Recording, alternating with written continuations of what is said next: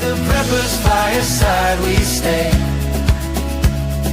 ready for that fateful day.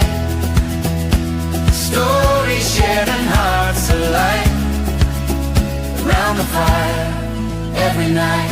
Oh, oh, oh,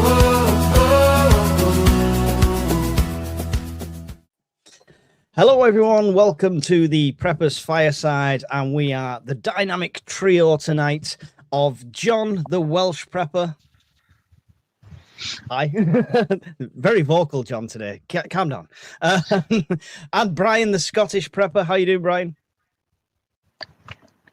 Oh, great. Excellent. I'm just fucking me. It's working fine. I'm the English Prepper. We need an Irish Prepper, and we've got the whole British Isles covered. Anyway, tonight is your Preppers Fireside. It's a Q&A. It's one of our favorites to do because we get to answer all your little questions, whether it's something super simple that you don't know, like how do I do this certain thing, or whether it's something more profound like Phil usually comes out with. It doesn't matter. It's your chance to get your questions in, and it's super appreciated. And it goes as long as you guys are interacting. So no questions, no stream. Goodbye. That's not an incentive to send no questions. So we will start, though, with an absolutely awesome super chat. Before we've even gone live, thank you, Rockstar Chef Dora. You're absolutely superb. One of our lovely friends from across the pond says, happy Sunday, Preppers. What do you all think will be the reason for SHTF and we use our preps?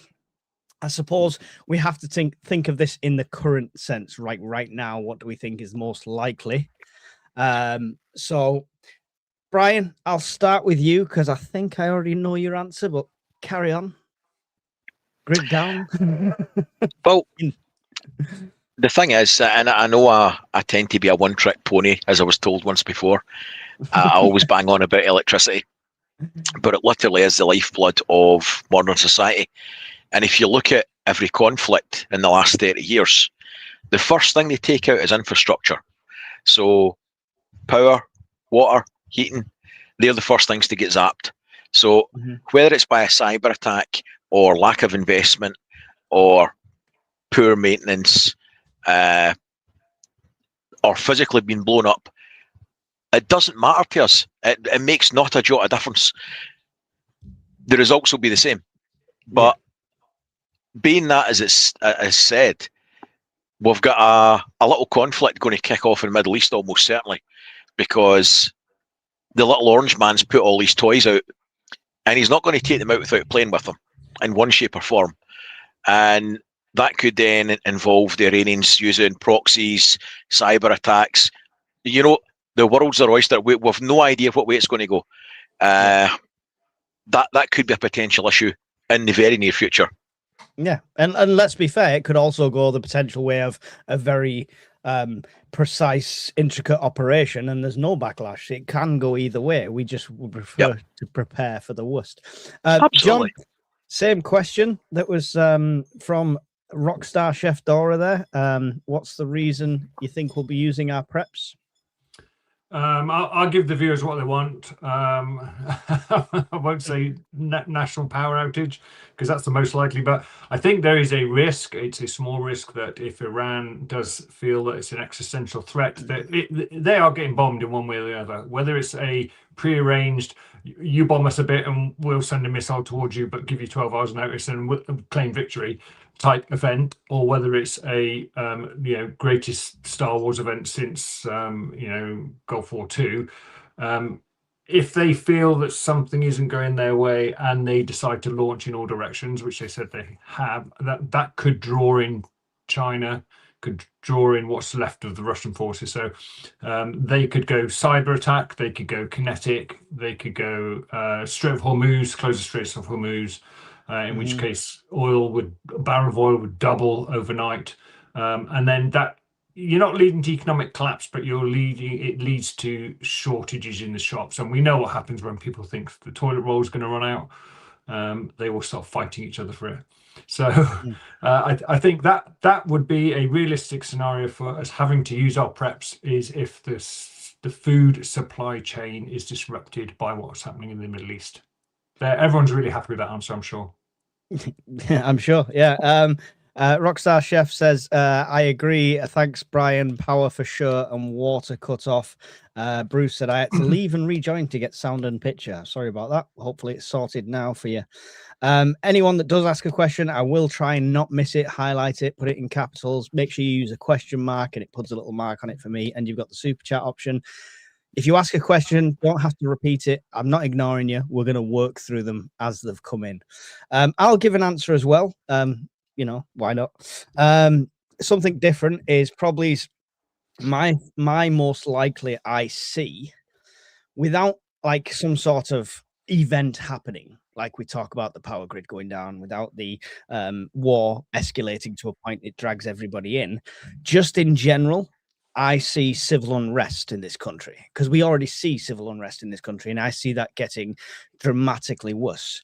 Now, we're not going to get political, but no matter which side of politics you land on, come the next election, be that this year, next year, or when it's supposed to be in three or 4 years' time kind of thing, whichever way that goes, there's going to be a disgruntled side, because it's either going to go further left or it's going to go a lot further right.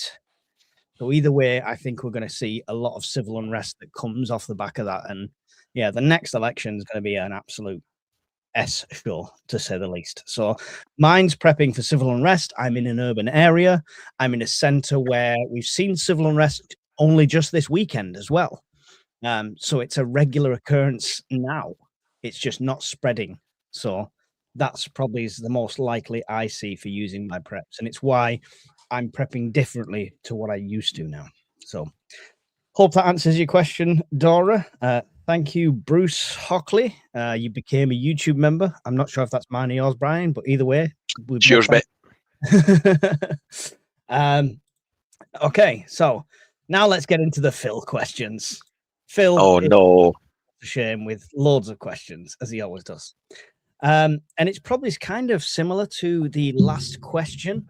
Because if that's the thing you think's going to be wrong, what's your focus? So he says, howdy, what is your current prep focus? John?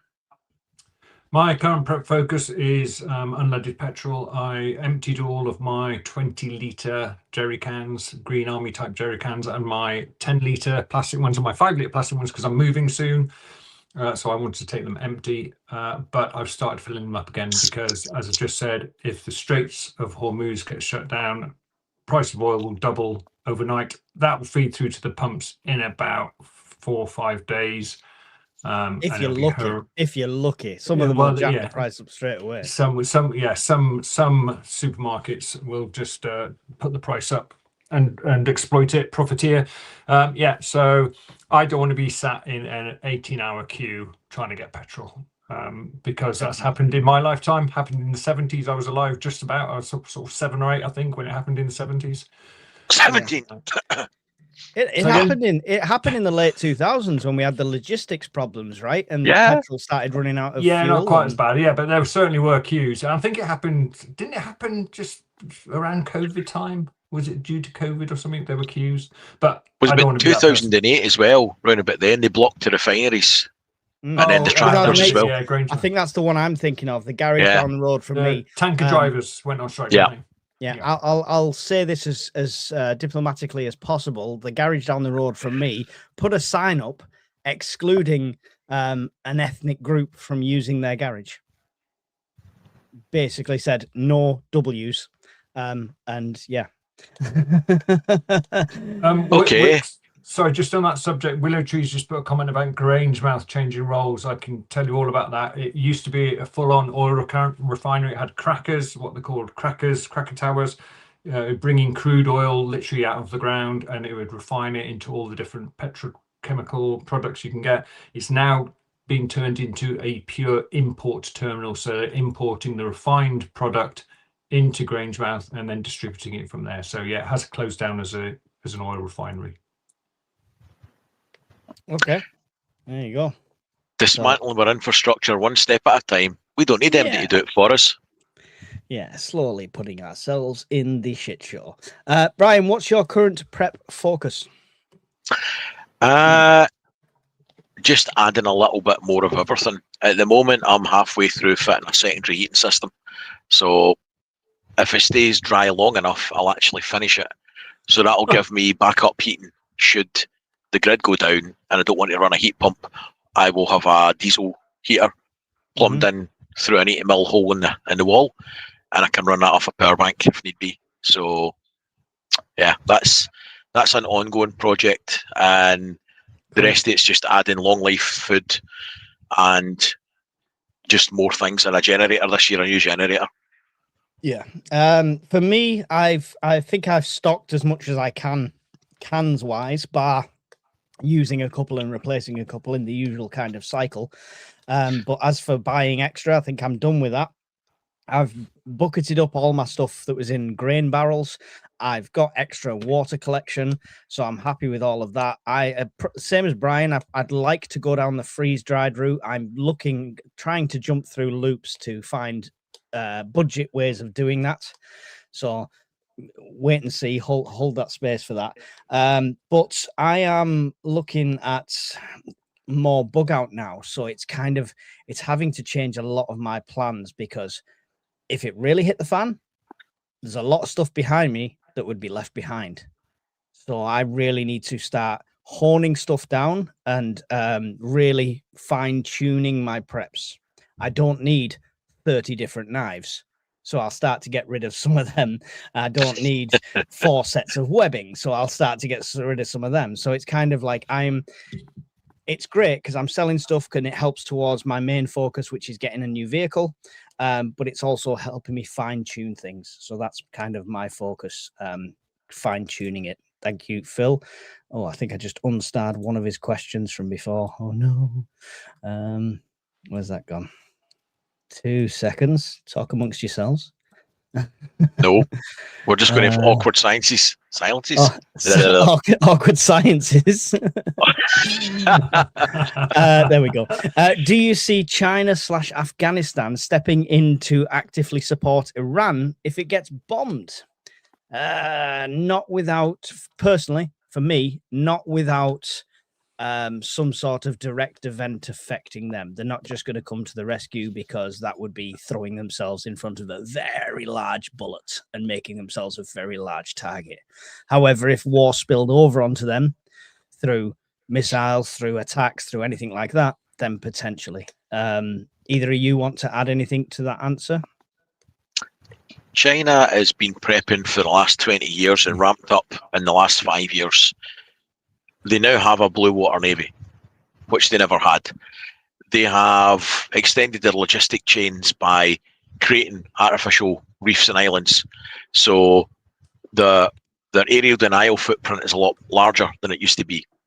Mm-hmm. They are also more willing to publicly and actively block other militaries carrying out their freedom of navigation exercises.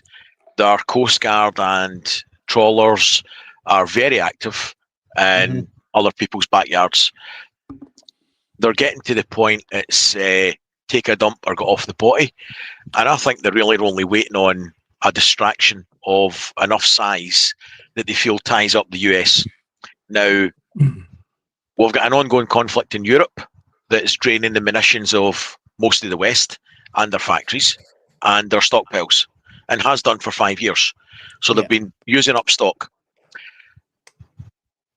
If you then had a large conflict in the Middle East, I'm not talking about like a few months ago kicking over a few cans and whacking down the air defense systems and dropping some bombs in bunkers. If the US suffered losses, actually ships and people, God forbid, lose their lives, then it would be a lot more than bombs. It might involve people on the ground. And if that happened, it would give China an avenue and a window of opportunity to take Taiwan. Because let's be honest, once they're actually on the ground, it'd be very hard to dig them out. Yeah, I see that as any excuse they can to activate their plan on Taiwan, because they know they want to do it, they're going to do it at some point. Then they'll take that opportunity. Whether it's directly defending Iran in any way, I don't see that. So, big shout out to Mike Tango Whiskey. He likes the awkward sciences comment. Anyone that doesn't know, Mike Tango Whiskey has an awesome channel as well on YouTube. He does. He's one of our friends from across the pond, an absolute great, down to earth American prepper. So go and check his channel out and subscribe to his stuff. You won't be disappointed in that. And another big shout out to Dora, who has Rockstar Chef Dora, who's put another $9.99 super chat in, this time on your side, Brian. Thank you so much. The prepper love, guys. So there you go. She's sharing it out. John, you can have this. What do you think of Starmer saying no to Trump using UK bases to bomb Iran? Well, that's actually a very good question, Phil. I think Starmer is trying to say to Trump, we're your ally, but we don't really support what you're doing in Iran. There's other ways of doing it.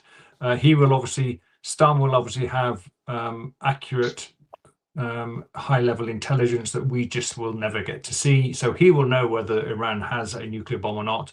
And I think he's subtly trying to say to Trump, we don't really agree with what you're doing, but we can't say that out loud. So I think it's a diplomatic sort of slap on the wrist for Trump. That's my opinion. Okay. Anything to add, Brian? I think they're being slightly disingenuous with what they're saying. The chances of the US launching military aircraft with munitions on them from the UK isn't really the question. They'll only use them for force projection. So it'll be like intelligence birds, tanker aircraft, ferrying from the States to here to the Middle East. The munitions will be on cargo aircraft getting dropped off here and then going on. They don't need to launch the raids from here. They just need to use this as a forward operating base to move munitions, personnel, etc. further along. So we're only a logistics hub. We're not. Starmer can say that and win brownie points, knowing that it's meaningless, because ultimately we're only a logistics hub. Yeah, we're American. We are classically Americans' giant aircraft carrier, right? The unsinkable aircraft carrier. Yeah, that's it. Also, Priti Patel is in Washington at the moment, saying she wants to torpedo, no pun intended, the Chagos Islands deal, Diego Garcia. So I wonder whether it's tied into that as well, but because he's not letting them use Diego Garcia directly, as Brian says. But yeah, there's a lot of aircraft go through the UK bases. Yeah, as Brian quite accurately says. Yep. Cheers, Phil. Last one from Phil, 3 in a row. If you talk about prepping and people acknowledge the difficulties around like war, floods, etc., what do you think makes them not prepare? Normalcy bias is pants. You've hit the nail on the head. You've answered your own question. As far as I'm concerned, with that normalcy bias, right? Brian, the government's going to come and save us, right? Yeah. Yes, they really are, aren't they? I think we are a largely John's going to come and save us. It's John. We are a pampered service society. We order things today, we'll get it tomorrow, and it's demand led. We don't understand the concept of no, and we've got no patience to wait. We've never had true hardship in generations. We've never had to grow our own food. For the most part, there is people in dire straits around the world, but generally in the West, Europe, America, etc., most of the population order just in time, get it the next day. Our demands are met and our demands grow. So we don't understand the concept of wait or it'll never happen. So we don't see any risk because we've never had anything bad happen. Somebody's always been there to wipe our tailpipe. There's always going to be somebody else's job to do it. If anything goes wrong, somebody should fix it. Somebody else. It's never us. And I think that's going to bite a lot of people hard on the ass when something really goes wrong.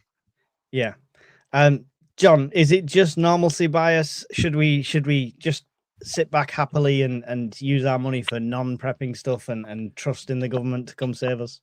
Yeah, I study this as part of my job, and I look at countries like Switzerland, Norway, Sweden.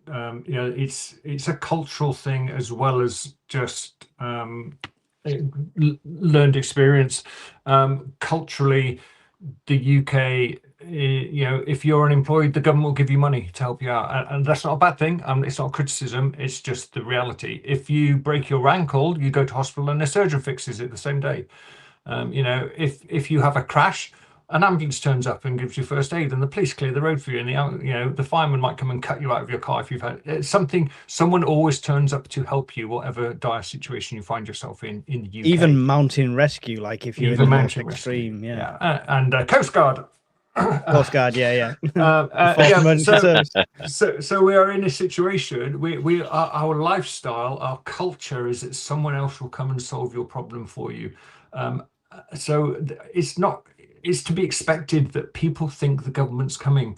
Unfortunately, they're not. There's not big hangers of people in their green overalls and backpacks waiting to be deployed when it goes horribly wrong. It just doesn't exist. So it's going to be a massive shock.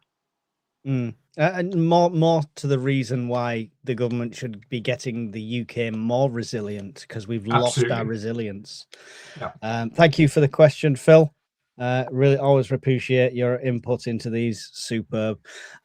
Stuart Inwood says, what preps have you bought that you use daily / weekly? Toilet paper. John? Preps I use weekly candles. My other half, Mrs. Welsh Prepper, likes to have some candles on in the evening. So when they get burnt down and you just got the waste wax, I'll collect it and I'll just buy the wicks, the wicks only off Amazon. You can get 100 for £2.50. And I'll remake the candles. So I also make my own firelighters out of sawdust and spare wax for the open fire. So yeah, I use those weekly, and I make them maybe once a month. Open fire. Look at him, proper prepper over here. Had to get it in there, didn't he? Brian, what preps that you've bought do you use daily / weekly, if any? Daily / weekly would be powerbanks. Believe it or not, I will rotate the smaller Anker C300 behind me. I've got a few of those. One of them I used to keep the battery in the van topped up. I've got a battery charger sits there. I just plug that in and swap them out every week. I also use the other power banks in here to run the shed, and I rotate them round so that not one single power bank's taking a load all the time and getting through its cycles. So yeah, generally I use all the power banks that I've got to try and keep them working and make use of them. Excellent. I've been using mine quite regular to run them down and charge them up. Believe it or not, recently it's. Your wife charges them for you, doesn't she? Tell the truth. Come on. No. Do you know the charger thing I spoke to you about? And it's got to be a certain power. Yes. Did you get one off the mains? Well, it turns out the MacBook from work works perfectly. Yeah, it's just a PD charger anyway. Yeah.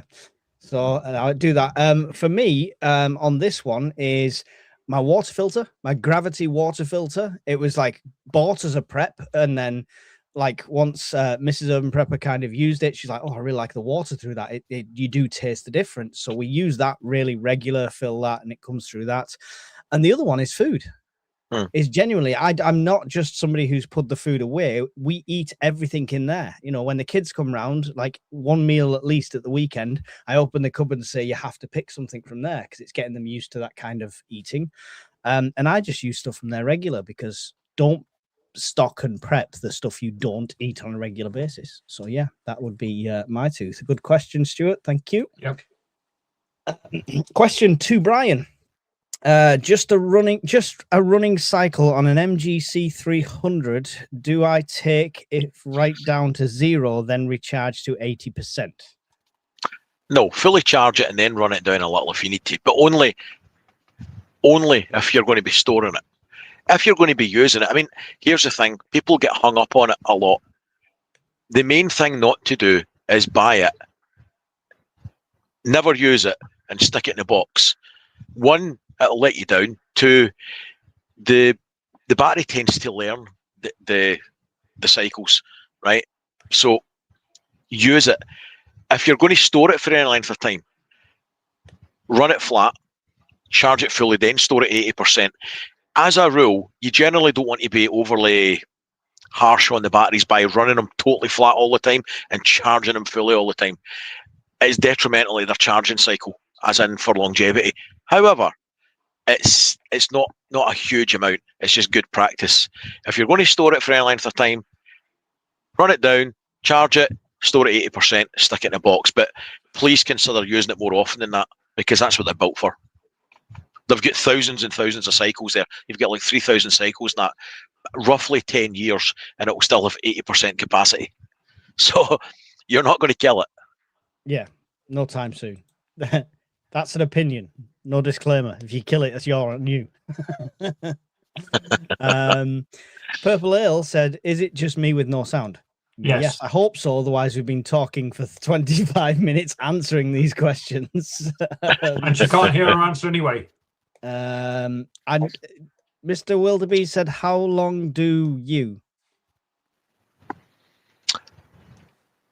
That's a personal question. You know, it depends how cold it is outside. 8 minutes, 36 seconds.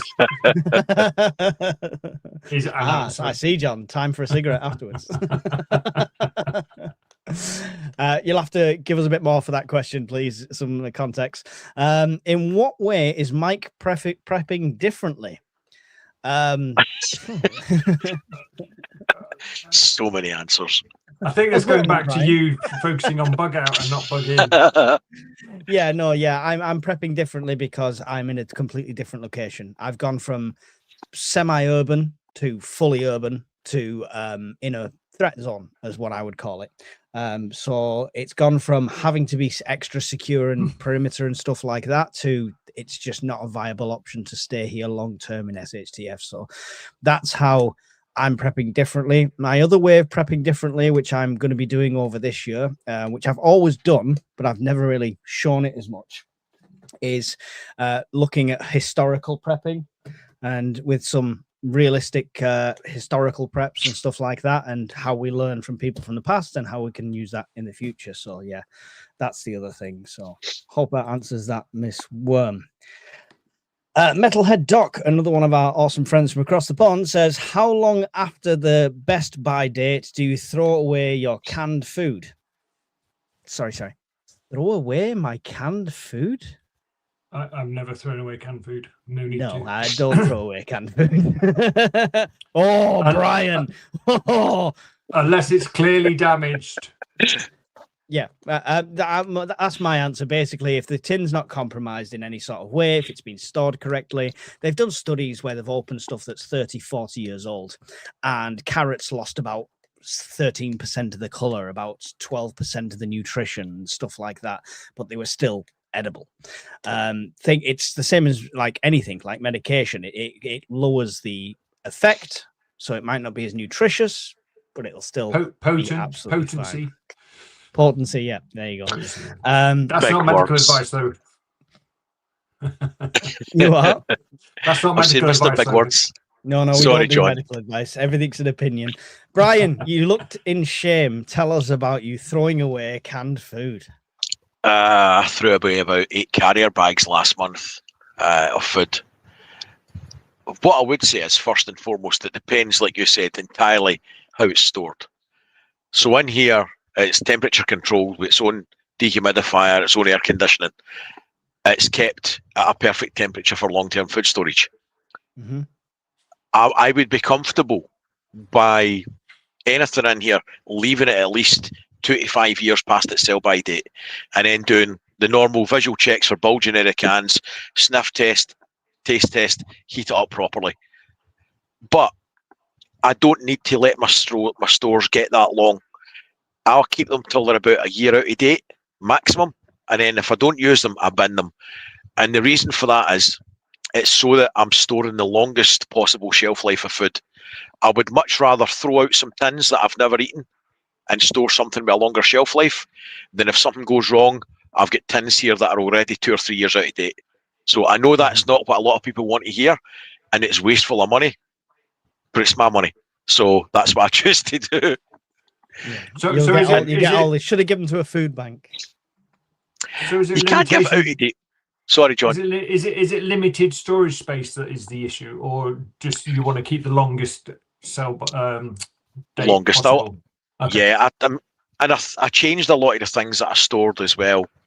Yeah, because you got rid of the fray bentos, didn't you? Yeah, got rid of all of them. I used to have 30, 40 tins of those. I've changed what I stock slightly. I've added more of some, taken away entirely others. I don't routinely rotate a lot of the things in here into our pantry. You should, but I don't. I store what I can eat, and I store what will keep longest, and I'll keep it a year past its sell by date. And after that, it goes in the bin. And I would rather stock newer kit. And it's purely something goes wrong. I understand that, and I will do a gradual transition as I get more freeze-dried stuff, I think, because I'll need the cupboard space, right? But I think I'll eat it rather than throw it. I do go through a lot of my preps, so there's very few things that I don't eat that I stock. So, yeah. The answer to the question is don't throw it away unless you've got that luxury to do so or to upgrade, etc., I suppose, is the best way. By the way, Mark, Sofa Survivalist, I'm seeing all your questions in the chat. We will get to them. I'm not ignoring you. I'm seeing your very relevant questions. Thank you. Anyone use super unleaded in generators? I keep a stock for my classic car and don't see why I couldn't use it for a Jenny too. I'm not a generator person. I don't have generators. Of you guys?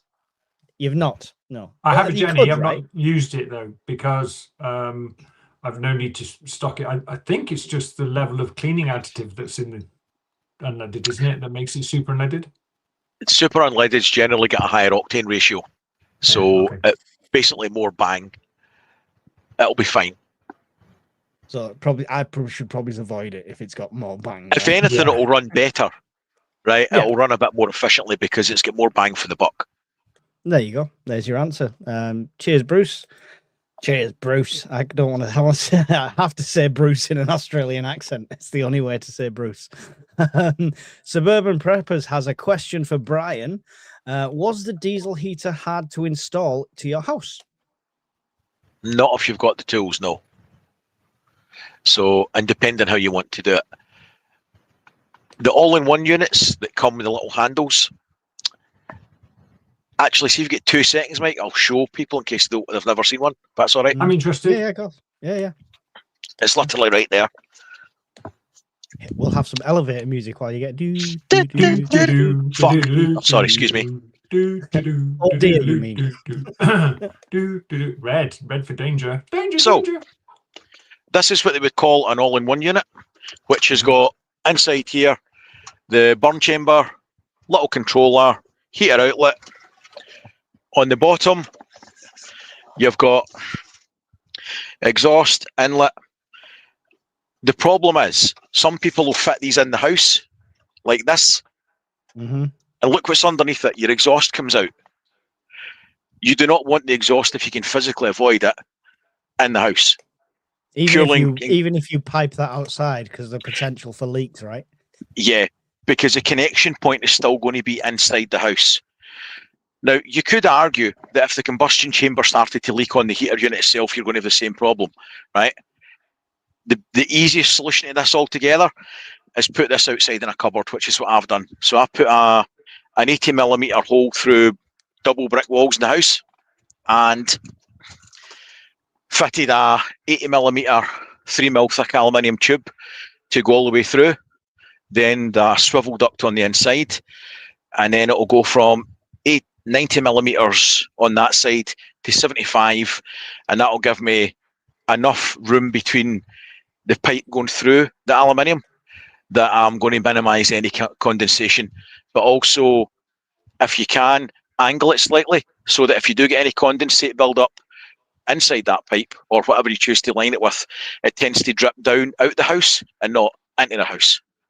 Yeah, that's basically that simple. And then this will run off a 240 volt power supply rather than a 12 volt supply. So it'll be 230 going to 12 volt. So I can run it off a power bank, either off the AC side, or if it's got enough amps, which most of the EcoFlows don't, you could run it direct off that. So, yeah, short answer, no, it's not difficult, but that's in case anybody wants to know, that's what they are. There you go. And, Thank you very much. can I just assume you're putting that into a smallish downstairs room? It's going into the living room, mate. Into the living room, not right, normal room. Yeah, straight into the living room. So that our living room, the staircase is just off it. So basically the heat will come in low level at the floor level. You can adjust the duct and rotate it round to direct it within the room. And if the power had went out for any great reason, I can run that heater, leave all the doors open upstairs, and just let the heat flood the house. That's an 8 kilowatt heater, so that'll do our house fine. Mm-hmm. How long can you run that with the tank? Because it's quite a small fuel tank on it. You'll get about a day, depending on how high you've got it set on one tank. And I mean, you can run them on a day at constant, though. That is. Yeah. And or if you wanted to, 5 litres. 2 seconds. It's probably easier to show you. Yeah. In fact, this is going to be a pain in the arse doing it with one hand. I think it's about a 5 litre tank. I've seen them on there. You can get bigger ones. Yeah. Now I've fitted 5 of these, most of them in camper vans and things. And with changing a few things, I've run one in my camper van for 4 years, and it cost me 60 quid to buy it. Don't even buy glow plugs for them or the service kit. Just keep a spare one, right? And if it breaks down for any reason, just swap it out. Yeah. An Eberspacher, one of those, would be about 1,200 quid. You could replace that about 13, 14 times before you bought the original. Yeah. It's one of those, and everyone that breaks down creates a stockpile of spare parts, right? Technically, so yeah. And they're easy enough to fix. Thanks for the question, Suburban Preppers. Anyone who doesn't know Suburban Preppers also has a YouTube channel, so go and check him out as well. On his YouTube channel, him and his missus do videos, some great budget shopping on prepping. People that are new to prepping, it's a great channel to go and check out, so make sure you do that. 200 people in here at the moment, which is great. Whichever stream you're watching on, whether it's on Brian's channel or mine, make sure you hit the like button and you're subscribed. It's really appreciated, and it's all we ever ask for. Everything else is a bonus. Purple Ale, what is your best new prep last year, and what do you hope will be your best new prep this year? Okay. John, do you want to go? Yeah, my best prep last year, I invested in a FRE P210 power bank, and I love it. It runs my washing machine. 40% of it's used up running my dishwasher, 35% washing machine. I got 4 100-watt solar panels on the shed, and it charges it up no problem at all. I've actually bought a smaller power bank this year to charge off it, and that's going to sit in my my Faraday cage. But yeah, that was my last year. Next year, genuinely looking at getting some sort of diesel heater. So that's why I had so many questions for you then, Brian. So yeah, that's my next one. Cool. Brian? Any questions, let us know. And if you're stuck, I can send you some of the bits to drill the holes through the wall if you want. Thank you very much.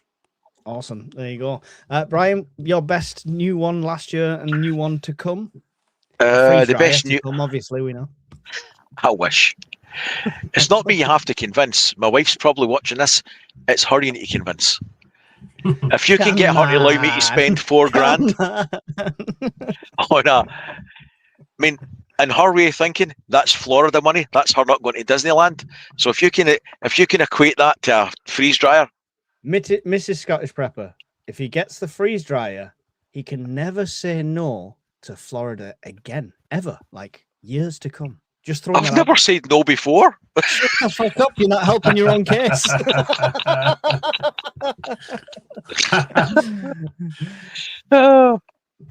Right, go.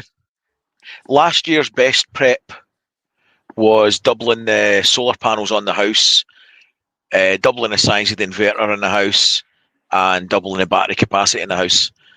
Then 2 months later, we pretty much trebled the number of power banks as well in terms of capacity.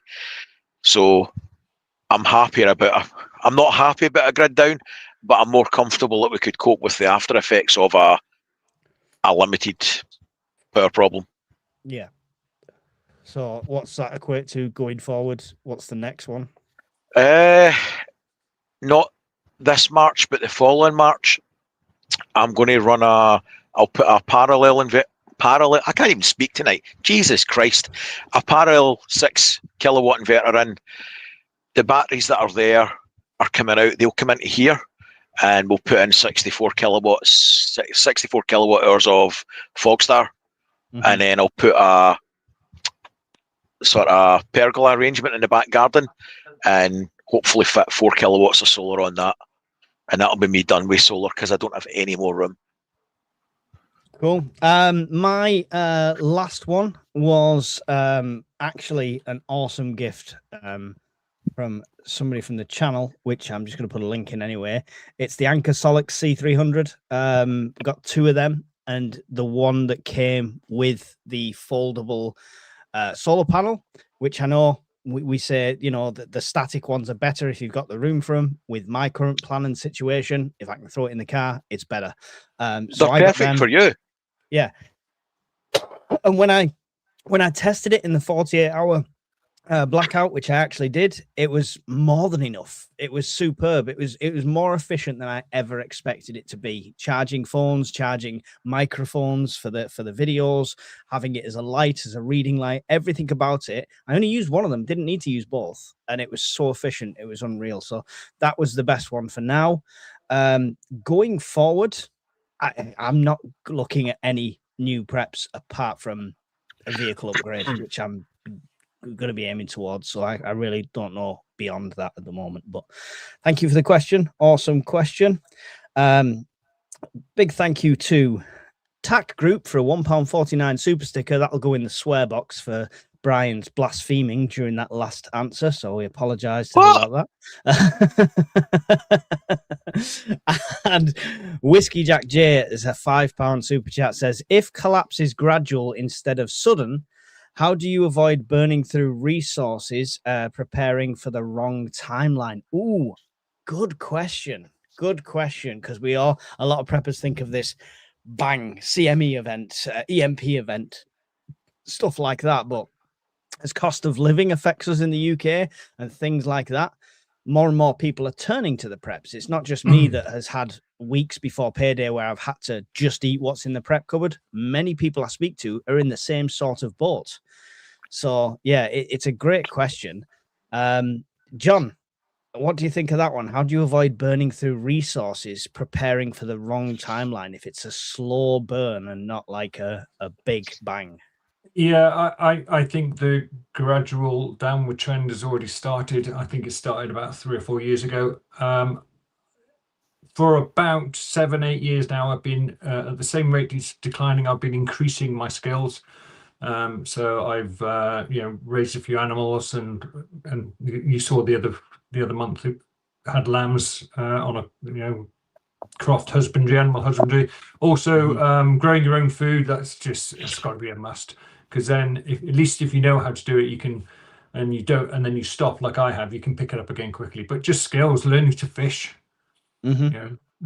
just something that doesn't mean you have to keep the resource in your house, but you can gather the resource when you need to. So say for example, food prices suddenly go up, you know where you can go fishing to get a fish for your supper, stuff like that. Skills. Yeah. What about you, Brian? When you sat there thinking about them 3 carrier bags of food you shouldn't have thrown away, my conscience is clear. I replaced them the same day. It's all good. So you openly admit, Brian, that you've got not got green fingers in any way, shape, or form, and could probably not at kill all a plastic plant. So what about this for yourself then? If it's gradual, how do you prepare for a longer timeline, or if you've prepped for something sudden? I think I agree with John's first part there. That not that I disagree with any of it. We're in a decline. The whole of Western society is headed for grid failure, financial collapse, warfare and social disorder, take your pick which happens first, but something's coming. Something's coming. I just don't know which one will come first. But we're and very that's not much you being alarmist, Brian. That's not no, not at all. No, conspiracy. I'm an engineer by profession. I deal in, practicalities on a daily basis. My job, funnily enough, is to predict how long something will last before it fails. I do it every day.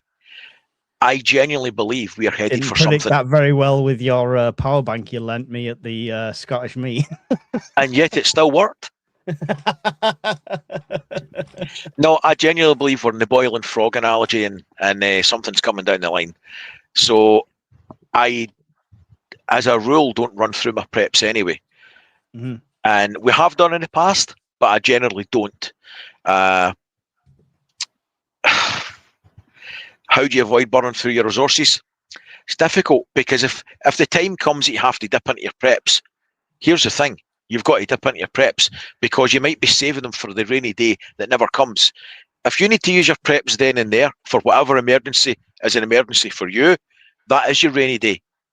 You worry about the next rainy day when you get through that one, right? Yeah. You can only do one thing at a time, And that's probably pretty much my answer for that as well. I mean, I've openly said on the Discord and stuff, like, I'm having to use my preps this week. This is what I'm eating. It's not any sort of woe is me sympathy thing. It's kind of just to prove the point that prepping works. I've done shorts in the past when the heating had gone off and I had 2 days without heating, and how I've coped with that. And it's nothing to do with sympathy vote. It's to do with showing you why we prep. With regards to a longer timeline, I love John's answer. Skills are the key. I'm looking at growing my own food. That's all starting as the weather starts to improve. I'm starting to get into that, and longevity. But for me, this is just a constant risk assessment. So it might, if it's a gradual collapse, which we're technically in, I think Dan from startprepping.co.uk called it the crumblies, remember, in one of our very early firesides, Brian? Yeah. And we're seeing it around us now. Now, it's a constant risk assessment, right? So something happens today, the power goes out for a couple of days, comes back on, and the power goes out for a few more days and comes back on. I might be dipping into preps and supplies, but I might still be able to replenish them. But it's a constant assessment. Like, I'll be thinking, right, I can eat normally, or actually I might have to cut back and eat a bit less. I might have to ration, and so on and so forth. And it's a constant risk assessment. There's no way of doing it until you're in it. But yeah, it is just constant awareness, and don't take anything for granted. Don't think it's going to come back on in 3 days, because that's what happened last time. So, see, on the skills front, I don't disagree with either of you. What I would say is, skills without gear are worthless, and gear without skills are equally worthless. You've got to have the healthy mix of both. You could be a fantastic craftsman, but if you don't have any tools or kit, it's worthless. So you need both. One of the earliest preps I got that was beyond just a pantry of food and water, because that's what you should start with no matter what, was going to places like Bygone Times and flea markets and picking up hand tools, hand saws, hand drills, manual crank drills, stuff like that. I've done joinery in the past.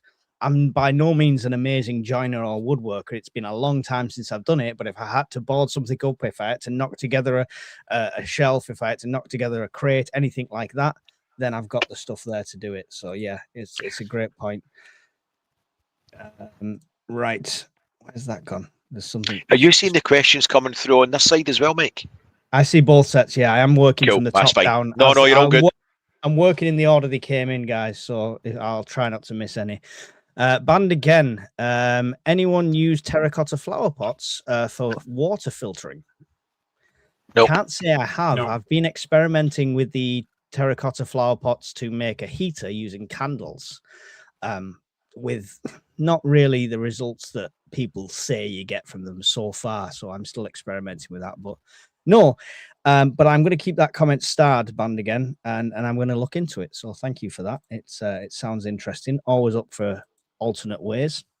Top Yorkshire man. He says, would you store water now or just fill the water tanks when we are told to? How long does stored water last?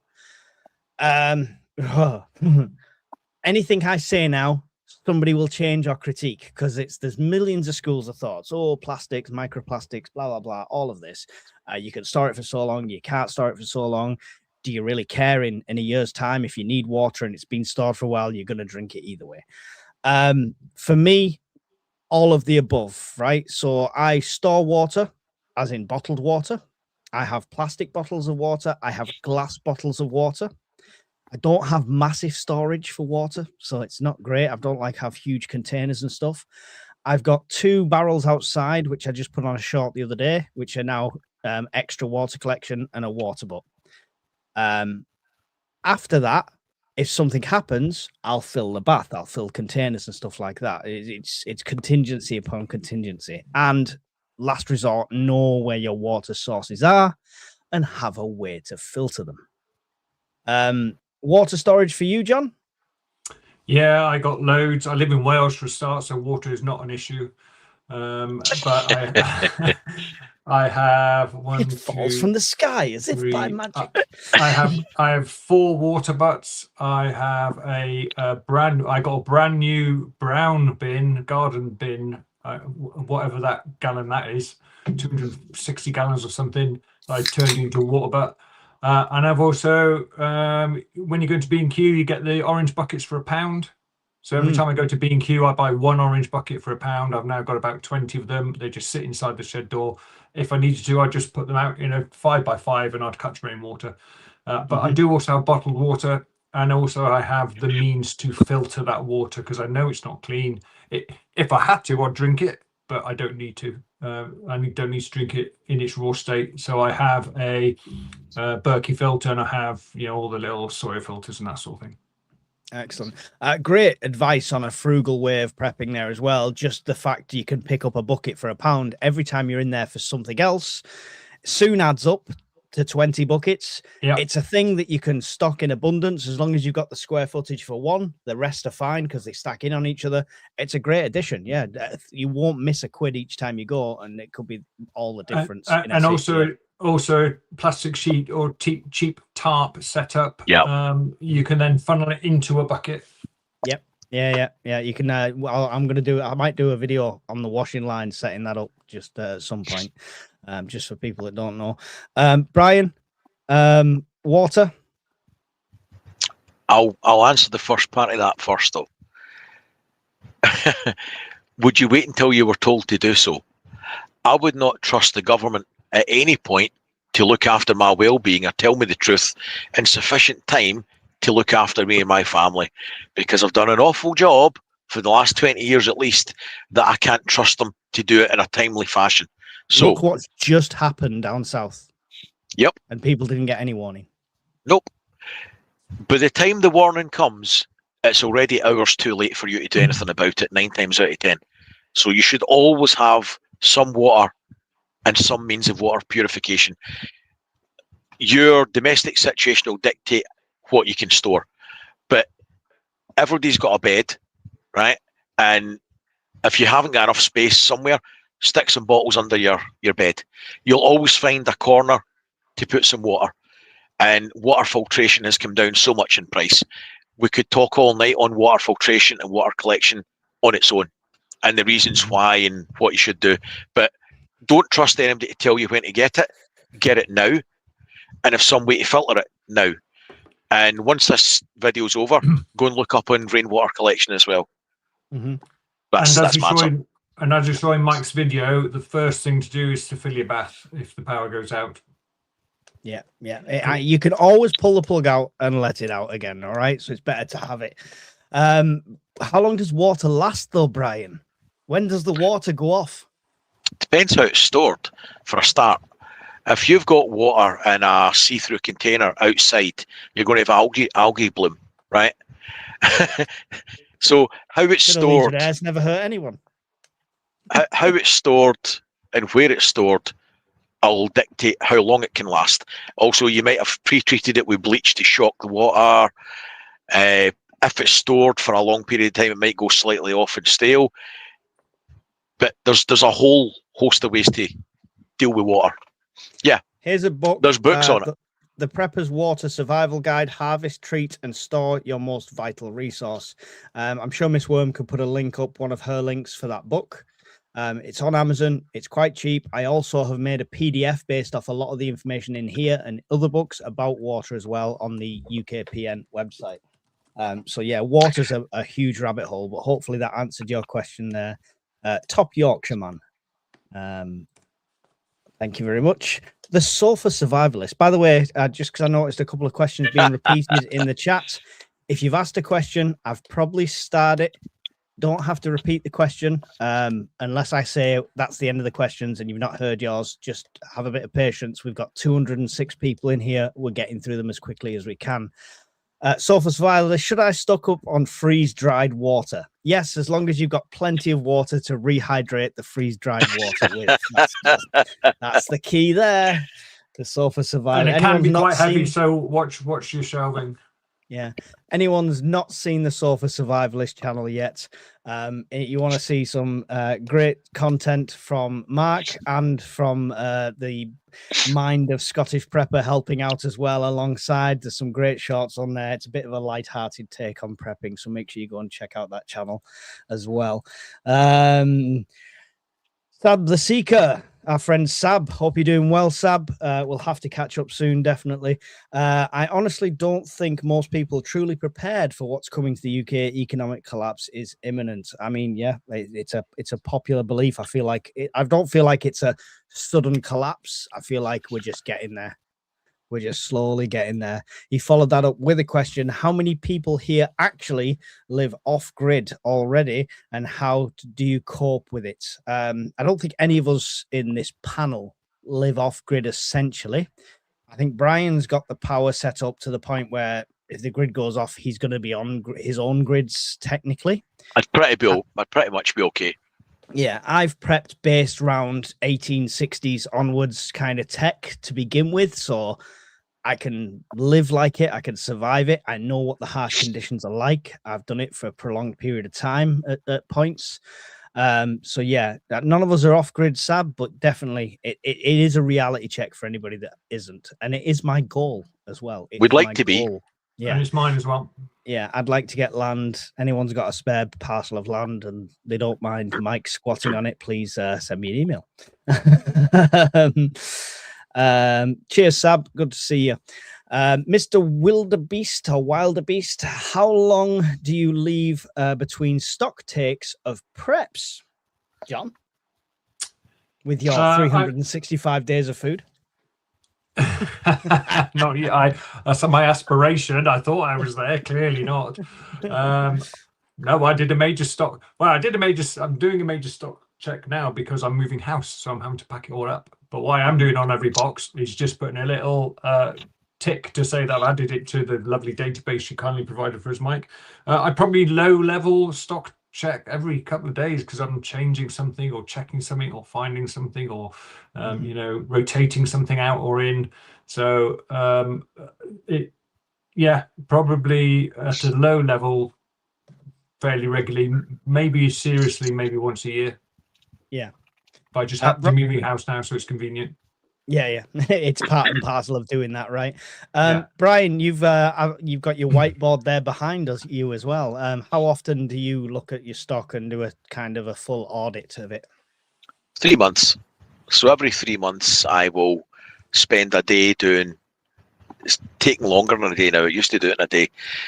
On the cans, I'll take all the cans out one at a time, give them a clean with a clean duster, shake them, agitate the cans, then put them back in again, and I'll check the cans versus against the whiteboard that the numbers are accurate and they're all stored with the dates written on them facing forward.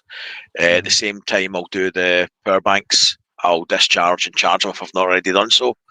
That's pretty much it. And at the same time, if I've not done it the month prior, I'll run the generator, and in the 6 month mark, I will empty the water tanks out and refresh them. Yeah. Cool. So you've got kind of a fixed schedule for that kind of thing then, yeah? Yeah. I didn't ever take stock, Mr. Wildebeest. If I'm going to be completely honest, I would just look in thinking that bit looks a bit empty. I'll stick some stuff in there. When I've moved, I've got a bit more organized. Soon, I'm going to be even more organized. I'm waiting to see what's going on with this house before I do extra work and stuff. But I want to improve the can storage kind of thing and make that a whole thing. Regards Stocktake, like John mentioned, I created a Google Sheets document that works out your calories per. You can input your calories per day, so it's because it's different for everyone. Everyone's saying you must have 2,000 calories a day. It depends on the person completely. So you can input your calories per day. You can input all your food, and it'll tell you how many days you've got. So I had to do a stock take to complete that list. Now that it's done, I think I will base my annual checks on the use by dates on there. Once a percentage of them go red, I will then do a whole stock thing similar to Brian, agitate the cans and stuff like that. I turn my water and rotate my water quite regular, the bottled stored water, to keep that agitated as well. So again, different schools of thought. Some people say you don't need to. I do. It is what it is. But yeah, that's kind of I'm on a wing and a prayer with my stock take when time allows. The Sofa Survivalist, are freeze-dried cat treats fit for human consumption? Come back in 2 weeks and I'll give you the answer. Thank you, Mark. Always appreciate input.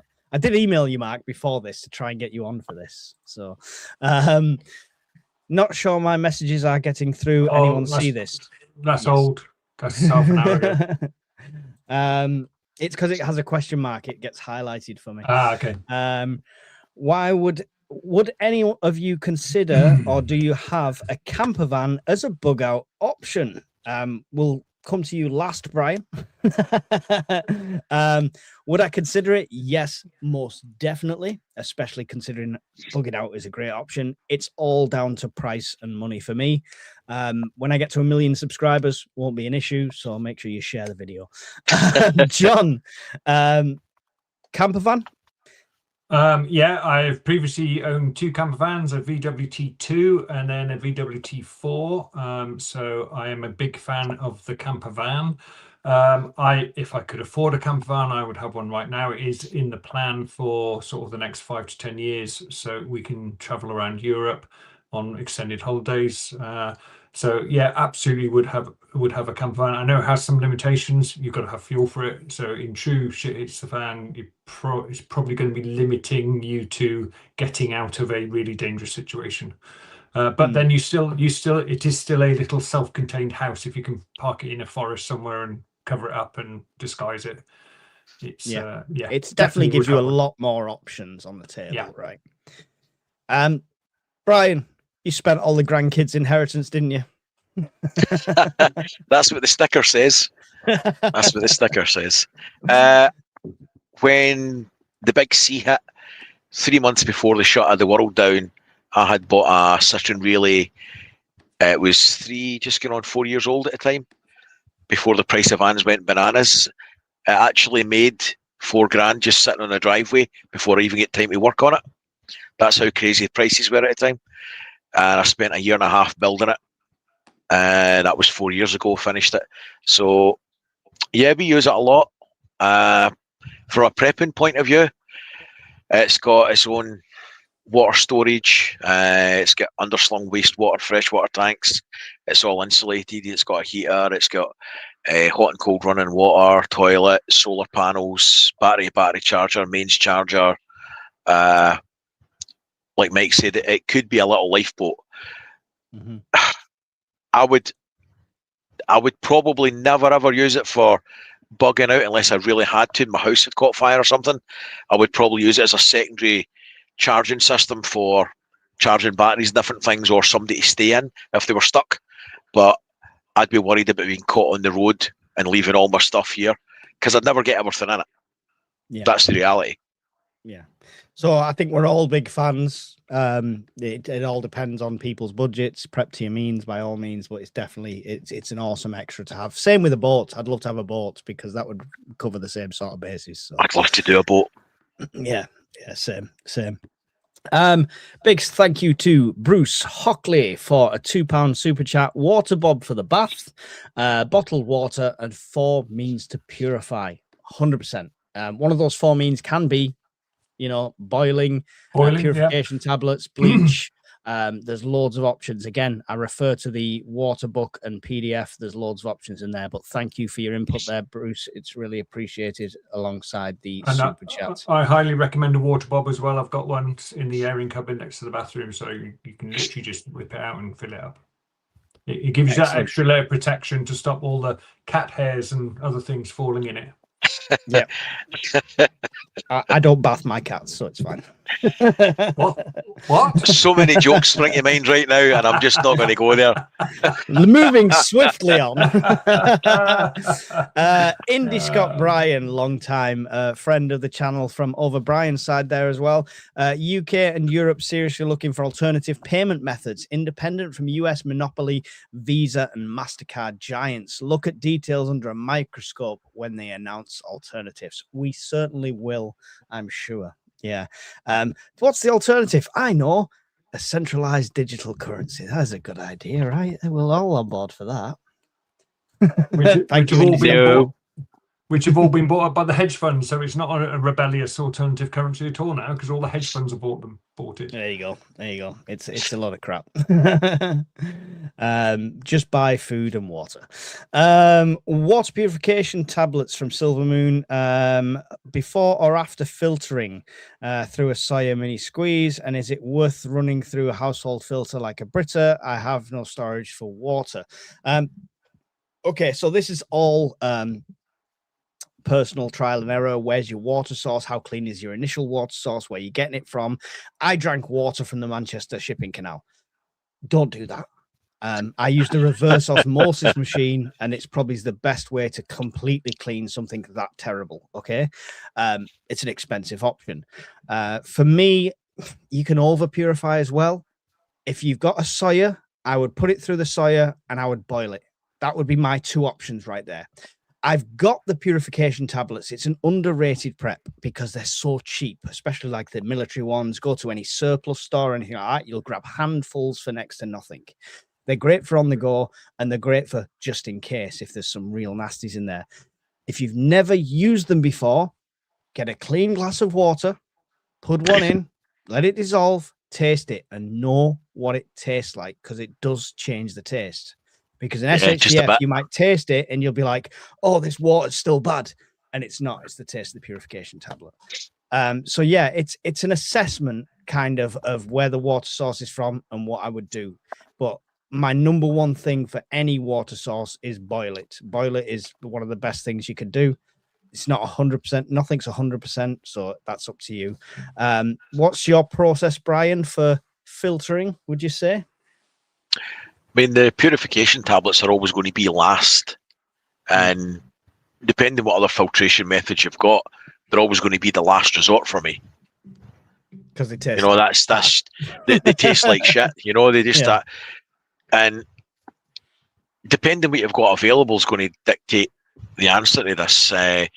You might have something as rudimentary as like a couple of socks, and you're trying to strain horrible, nasty water through it, so you don't clog up your primary filtration method, because people have got to remember that as well. Yeah, you might have like a lifesaver jerry can or a life straw or something. That doesn't mean to say you just put it into the most horrible toxic shit you can find and try it. You'll clog it up in short order. You may well have to pre-order it with like a bit of pre-filter it with something like a bit of Hessian or a sock or something. Or gravel traps. Buy Shamags. Yeah. They're so cheap. They're a multi-tool. They're a medical aid. They are also an awesome pre-filter for water. Just throwing that out there. And I think that's a fair point. It's not just a one-stop solution, because different filters will filter different elements or pathogens that could cause you problems. So it's probably worth doing a fireside just on water, mate. But it sounds it. Yeah, we've had a lot of water questions. We'll consider that as next week's topic. So hopefully, John, anything to add on water? Do you have a process for that? I've all of those that are mentioned in the question. I've used Puritabs extensively in my military career, and you're absolutely right. I agree with you. It does change the taste. You can mask that with plenty of screech powder, though. Screech, yeah, orange screech, yeah. But what is good is because it's such a distinctive taste, is it's worked. Again, following up on your Shimag sort of pre and Brian's pre-filtering, that's absolutely essential. If it looks like a dirty water, a top tip. Aldi, Lidl, wherever, Tesco even, you can buy this sort of 6-pack of funnels, just for £1 or whatever it is. Just throw those in your water purification box or whatever you've got, because it makes it a lot easier to filter the water into the bottles when you want to, or into whatever you're containing in. And then what's household bitter filter works better than nothing. So yeah, put it through that and then boil it. So yeah, just what you've said, really. Yeah, and make that as easy as you can as well. I've recently done a video on just a little short on the water things outside, and I've put a net over them, so the water it's catching is already filtering out a lot of the big bits. Bird poop might leak through, but it's filtering out a lot of the big bits and the stuff that blows around. You could do the same in a water butt. You could easily put a layer with like a Shimag as a layer. As the water comes through, it would filter through slower, but it would give you an extra thing of filter. So hopefully that answered. And if it's not answered your question, make sure you tuned in and got all the notifications turned on, because we'll do a fireside just on water. Whiskey Jack J, if fuel supply chains collapse long term, what's your sustainable 12-month plan beyond stored diesel and generators? 12 months. It's a big timeline, that. John? So my sustainable 12-month plan, I assume it's for electricity power generation. As I said before, I've got 4 100-watt panels on my shed. I've got a spare one. Not that they break, but you never know. Stone might get thrown at one of them or something. I've also just bought for like literally £18 a little dynamo generator that's got a little lithium-ion battery on it and 2 USB ports. So I could literally just go for a bike ride and charge up a couple of small devices whilst I'm cycling if I had to, or get a little rack and just cycle it whilst I'm not watching the telly.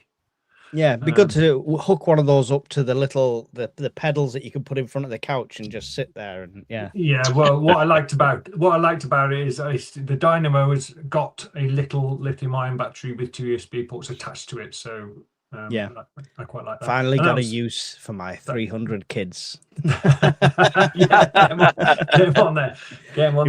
Apart from that, I'd be going back to the 18th century. I'd be using candles and that sort of thing. Yeah, that's kind of my plan. When it comes to long term, I've got, like I say, I can't recommend them anchors enough. I know it's not the bee's knees, it's not the really big power banks and stuff like that, but on a budget, they're superb. There's nothing wrong with it, mate. Yeah, It's a brilliant unit. They're superb, and I do believe it would, taken care of, it would definitely last the 12 months.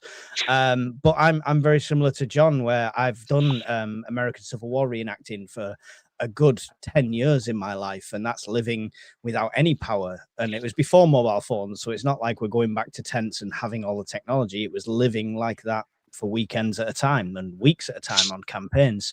So it's kind of a way I've looked at my prepping, and I think that's my long-term plan, and it always has been, because even if I had all the power banks in the world, I still think no matter how long that clock is, it's still a clock that's ticking down, because if the power bank explodes, I'm not going to start welding and repairing it and putting new circuit boards in. So at some point, I'd have to revert to that. So, Brian? Geography dictates and budget dictates how long you can last. 12-month plan, I would be fine. So domestically, there's 8 kilowatts of solar on the roof. Domestically, there's 22 kilowatt hours batteries in the home. The workshop alone's got 1.5 kilowatts on the roof, and there's about 10 kilowatts of power banks. Generator for backup. Now, the thing is, it depends what your needs are. How you've got to have a wish list for what you want to power, and then you're going to have essentials. Because if you've got a protracted grid down situation like that, your resources are going to have to be rationed, and that includes power. Now, if you've got enough solar panels and capacity during the summer months, you can save your fuel, you can save your candles, you can use an induction hob. Anything that's finite, like say that burns, so fuel, candles, gas, anything like that, all that shit you shouldn't be using for about 2/3 of the year if you've got enough solar and battery to get you through that time period. In the winter months, then unfortunately, when solar decreases, you're going to have to start using generators if you've got them to get you through. But you've got to do it smart.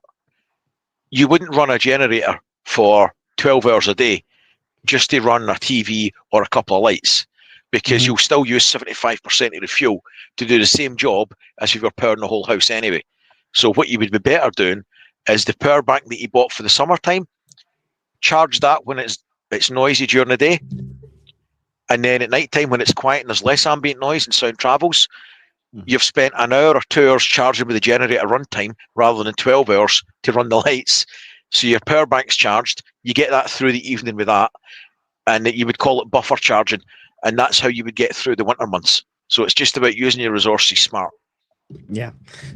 Excellent. Yeah, I think covered. Yep. What's this? Okay. Oh, is that the dynamo thing? Yeah. That's cool. 20 quid. That looks like exercise. That's the old ones you used to get against the tyre of the wheels. That's it. That's it. Yeah. Mike's sending me some of his kids. Yeah. The centipedes have arrived. So to cycle the dynamo. Thank you, Whiskey Jack, for your questions. I've just put a thing in the chat. If we can, no more questions now, guys. I'll have to cut you off. We've got more to get through. We're still going to get through what's on the list, but we're going to end up going till midnight if people carry on. So we do appreciate all the questions, but we stay tuned for the ones that are still in here. Great questions. One from Phil. Brian likes the 1990 rule for collapse. How do you suggest joining the 10% club? I love the 10% club. It sounds like we're all like. Yeah, I mean the 1990 rule for collapse. Brian, do you just want to quickly explain that for anyone that's not heard that phrase? So that basically means that in a grid down situation, in my humble opinion, 90% of the people, right, would be dead in 90 days. Because of lack of power, human predation, sanitation, lack of water. And I genuinely don't think I'd be far off in that. I really don't, when you see the reliance on it. How to get, do you want somebody else to answer the 10% now I've done that, or do you want me to keep going? No, carry on. Yeah, carry on. We'll all have a little bash in that. The 10% club is going to boil down to geography, finances, and skill set. If you're in a city centre, you don't want to be there, right? So Mike's plan in that situation for 1990 to be in the 10%, his best option is going to be, if it looks that bad, is to get the fuck out, right? Because it'll turn into a charnel house, Manchester. Yeah. Whereas somebody that's more rural, their best option would be to stay put and gather everybody around about them that's got enough skills to help them get through. Because the 10% that are left will be competing for a lot more resources that are available, right? You're not 90% competing in those 90 days will be horrific. The 10% that get through is essentially the wheat that's been separated from the chaff. To do that is going to boil down to, like I say, geography, skill set, and money. Yeah. John, do you want to add anything to that one? Yeah, well, I think anyone watching tonight and anyone who watches similar channels obviously has an interest in what we do. So you're already on the way to joining the 10% club. Also, situational awareness, knowing when to bug out if you have to, not sitting there going, oh, my house is burning down and there's people trying to, hit me with sticks. I'll be all right because my plan is to bug in. So you've got to have that option to bug out if you need to. Common sense and situational awareness. Don't start doing stupid stuff if the NHS has collapsed, because a lot of people will die from cutting their own leg off with a chainsaw or falling from a height because they're trying to Mike, fix something. Yeah, Mike. I love your faith you have in me. I'm not sure Mike will make the 10% club, to be honest. I can't even leave you with a naked flame, Mike. Apparently, I'm perfectly safe. It's fine. It's you can't leave him with naked anything. The amount of kids he's got. Oh, well, you know, when you two are part of the 90, I'll have the last laugh. Anyway, what I would say for the 10% club is knowledge and community. Everything else is a bonus. The amount of stuff you can stock is going to help you through that 90 days, which is going to be super difficult, right? And it's keeping yourself away from any sort of threat, avoiding any sort of threat, not arming yourself thinking you're Rambo with a 20-pound bow or something like that. It's avoiding any sort of threat. It's avoiding any sort of conflict. Strength in numbers with community, and knowledge is power. That's all I'd say. And it's a great name that I'm going to change the members of my YouTube channel. The top tier membership now is going to be called the 10% Club. I love it. Thank you for the question, Phil. I think that's a great question. Silver Moon said, how are you collecting your rainwater? I think it was to DS, but we'll answer it anyway because it came up as the questions. As I said, I've got water butts and the barrels that are just free catching. So yeah, that's me for now. John, you mentioned you've got water butts as well. Yeah, I got 4 water butts in a row, which feed off the roof of my greenhouse. So the gutter downpipe feeds directly into the first one. I've connected tubing 2/3 of the way down, so they all self-level. And then I've got a brown bin that you get to put your garden waste in. Council gave me one of those brand new, so that I made that into another sort of water butt on the other shed. So just rainwater collection off slope surfaces basically is how I collect my rainwater. Yeah. Brian? I do not do rainwater collection at the moment. I have set up to do it. So all I need to do is actually take the blanked off hose from the guttering and put it into barrels. So I've got 3 55-gallon waters. I cannot speak tonight. Honest to God, I've got 3 55-gallon barrels of fresh water. Should I have to deplete them, then I can take one of them, take a plug out and put the hose in, and that will harvest rainwater into that empty container. I just don't have enough space at the moment for any more barrels. But the plan's in place to do it, which is good, which is half the battle. So yeah, I know you were asking somebody else, but appreciate that. Can you store too much water? Says Top Yorkshireman. My answer would be no. It's probably it's our lifeblood at the end of the day. But the caveat to that would be not at the detriment to food, preps, and security. Yeah. So if all you've got is water, you're going to have to do a lot of trading. So it's all about moderation. I don't think there's not much to add on that, gentlemen. Is there anything? No, we're all quite happy with plenty within of water. reason. Yeah, if you can't get into your bed because of the crates of water, you've probably gone a bit too far. Yeah, yeah. Moderation is key. Mike, what are your plans for growing your own food this year? Have you had a chance to look into anything? Yes. I've got a metal tin behind me here that you can see down there, which is currently a seed bank, which has just got packeted seeds in and stuff like that. So the experiments start soon when I get outside in the weather. And when money allows it, I'll be building my raised planters. So like with a lot of things, it's finance dependent and time dependent, but my plans are going completely gun-ho and try it. Multiple plant beds and pots with different things in, see what grows well, see what doesn't, and trial and error. So yeah, pretty much, and get as green fingers as possible before I end up on land. I don't want to be learning this the day I manage to get hold of some land. So thank you for the question. Mark's e-bike packing adventures. Where do you see your preps in 3 years? Brian's are on eBay.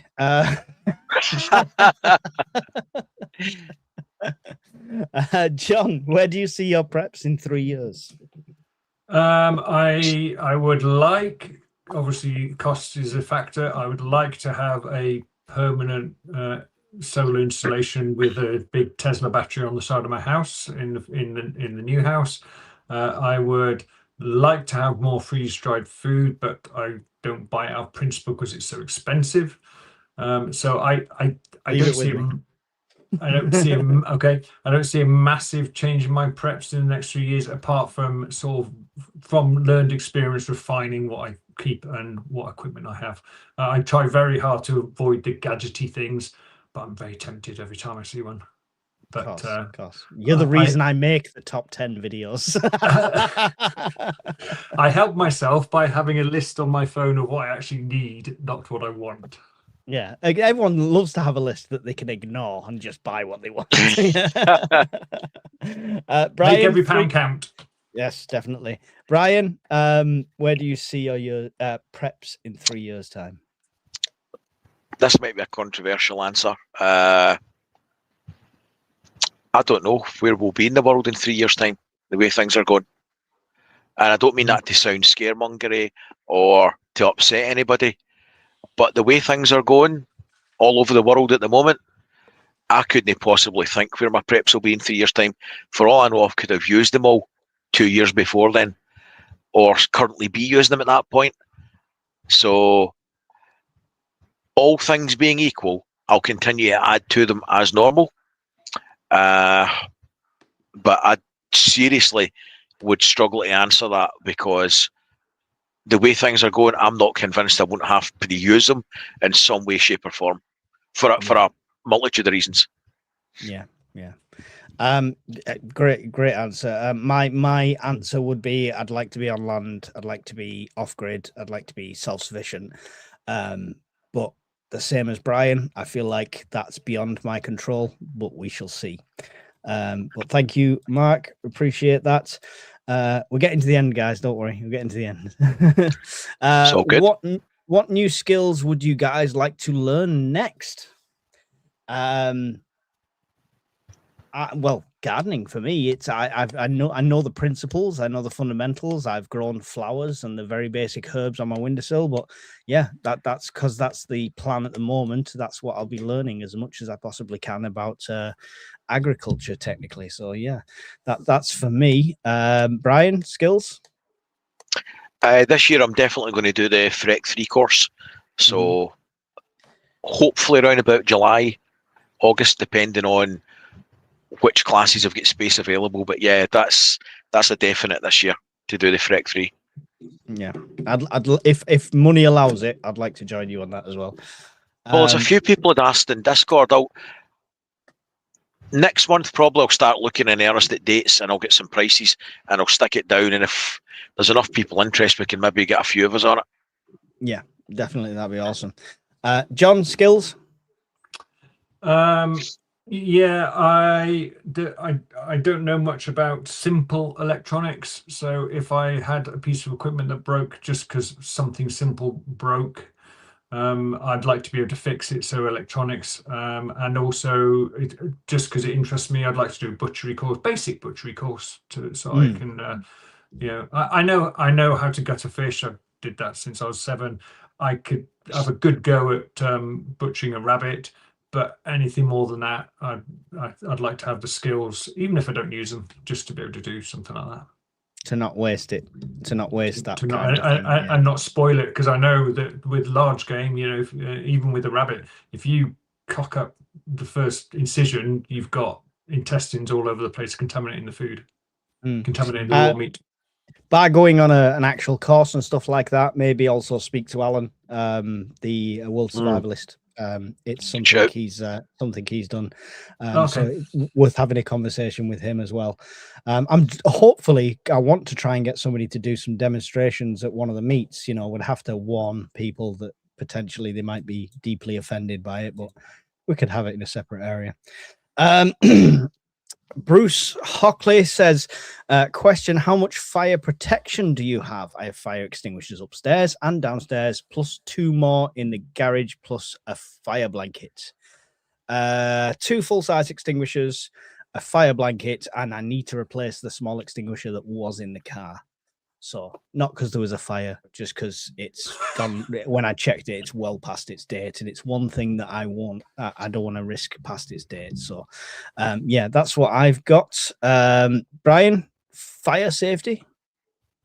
Fire blankets, fire extinguishers, but the biggest problem I've got is our bedroom is above basically a plant room in our house that's got 22 kilowatt hours of lithium batteries.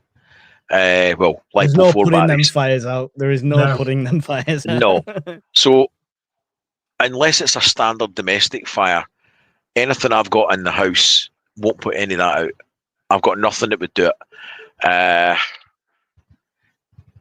How the best way to put this? There's other stuff stored near that would also go bang, and I wouldn't want to be in. Our bedroom's in the worst place, right? If there's a fire in that room, I ain't getting out, right? There's no point, and probably Brian neither is stocks most a of lot the block. of party poppers for New Year's, by the way, just so everyone knows. Yeah. Yes, that's what it is. Yeah. So yeah, I need to look at that more seriously. I think there is options now, encasement options, but it is a hole in my preps. Do you have, I assume you have sufficient warning systems in place should a fire start Yes. in that room that you can hear and get out before you turn into the remnants of a claymore?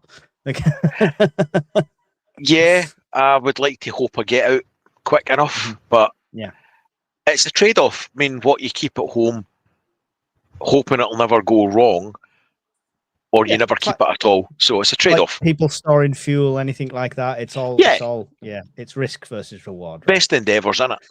Yeah. John? My wife's just put in the chat, now you tell me.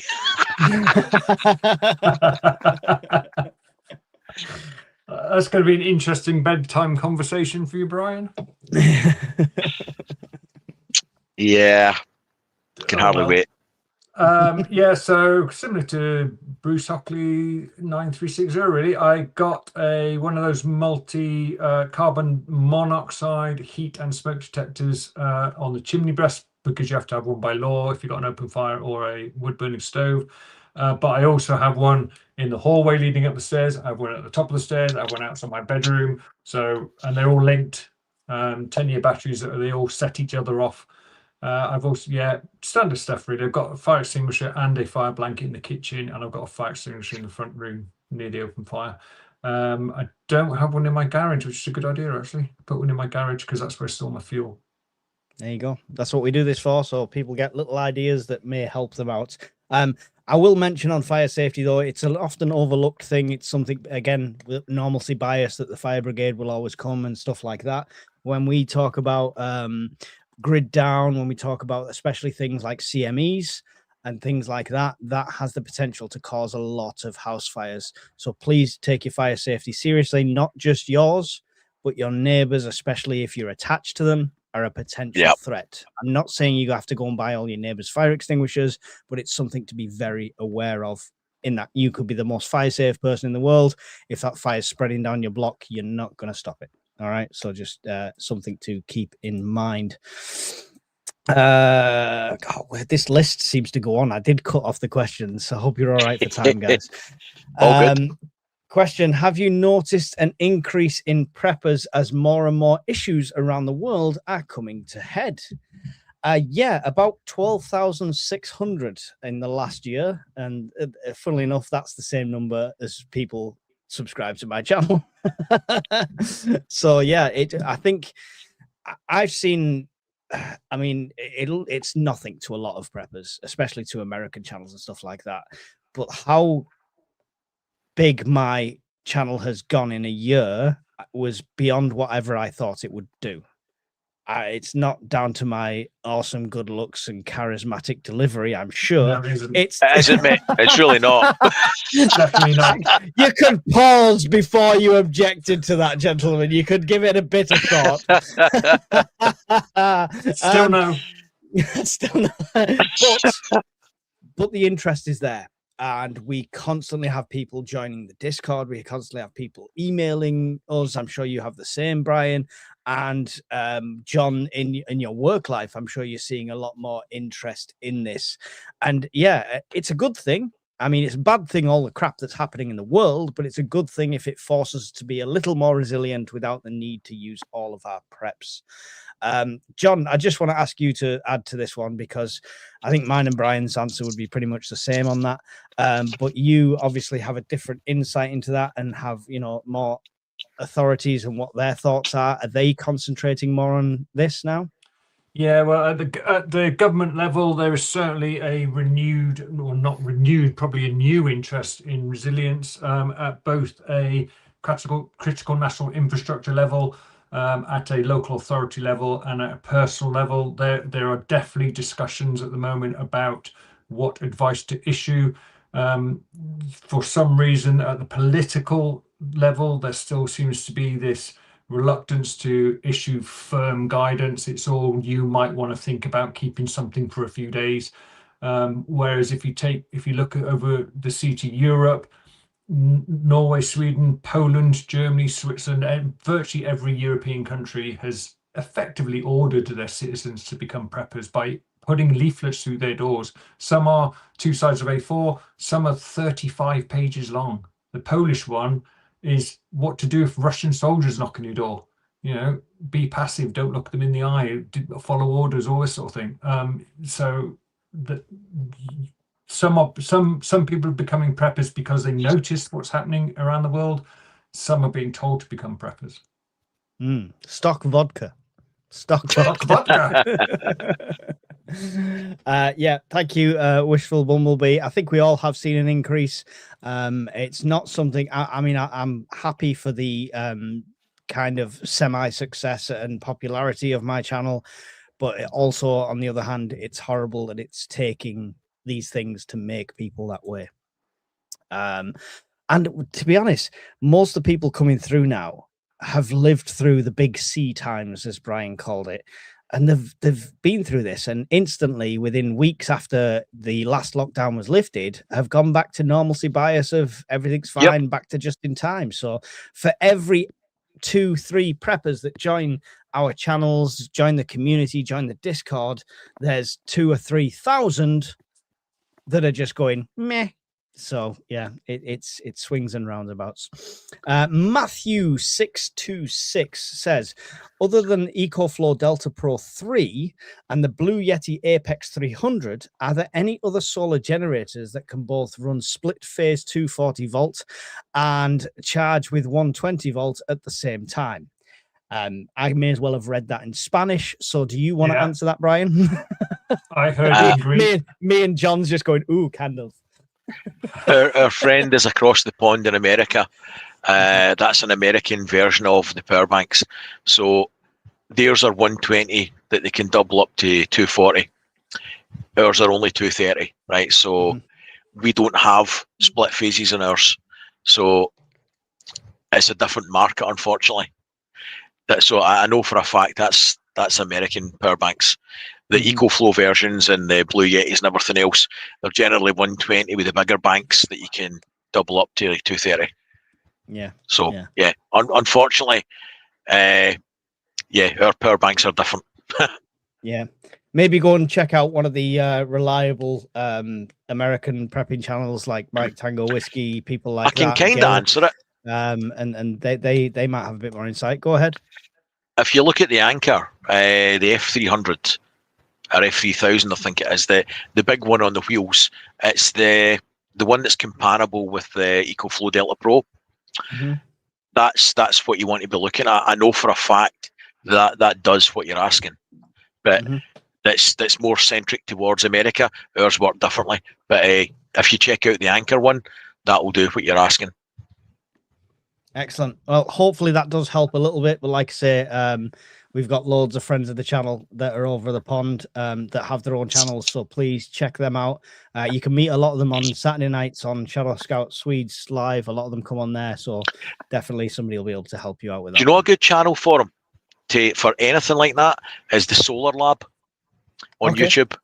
They are truly excellent, and they are It is an American channel, and they review Solar all power Lab, banks. The LAB. Solar Lab, yes, Yeah. they're fantastic. Excellent. So there you go. Hopefully that helps. Anyone plugged into local community resilience network or training? Looked into it, looked useless, decided to create the UK Prepper Network. And now our zones are really becoming quite active with people that are proactive in them. I've just had a zone meet with the people in my zone.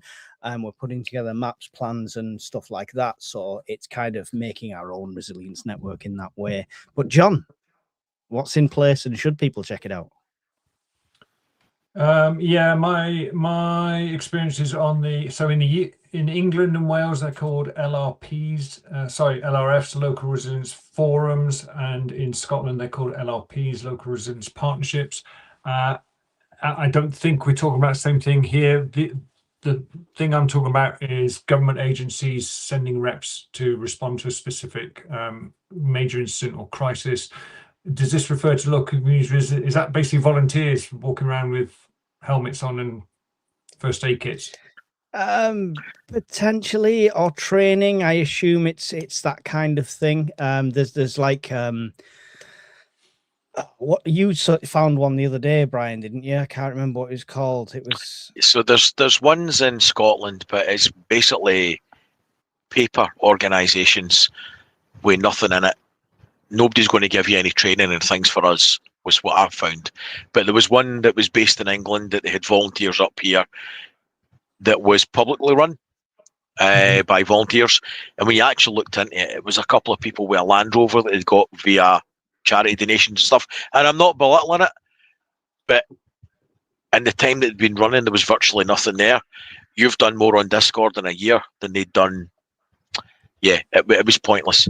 Until the government step up and put pounds, shilling and pence in place and have paid coordinators and paid trainers to filter that down to us, that you can say, right, come along to your West of Scotland resilience meeting and we're going to do some first aid training for the 30 volunteers we've got, or we're going to do other courses on water filtration or dealing with a mass casualty event. There's nothing that I'm aware of. I could be wrong, John. Yeah, so you have just prompted pricked my memory there. There are two organisations I know of. One is the 4x4 Club. That's basically a group of volunteers who have 4x4 vehicles in times of crisis, flooding, snow, that sort of thing.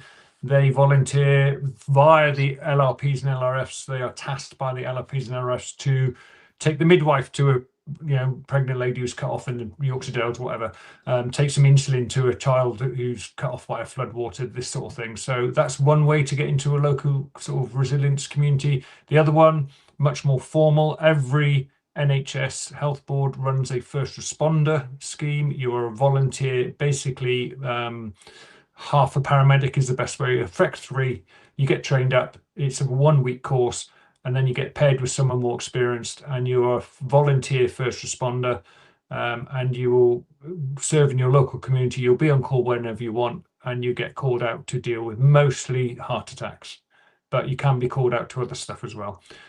You're in uniform. You're formally inducted and trained by the health authority, and you will assist the emergency services with medical emergencies. Great touch point for training on that. Excellent touch point for training. Yeah, it is a 1 week full 5-day course, but you do have to commit to volunteer to. I looked at the one in Scotland on that. Yeah. Because I know you'd mentioned it before, and it was basically, we're not looking for anybody at the moment, was what I got. Maybe in your area, because I know on the Western Isles, because I was the first responder in the Western Isles, we just can't get enough people because they haven't got enough ambulances. So you do have to accept that you're probably filling a capability gap for the Scottish Ambulance Service, especially in Scotland. Yeah. But you get some excellent training out of it.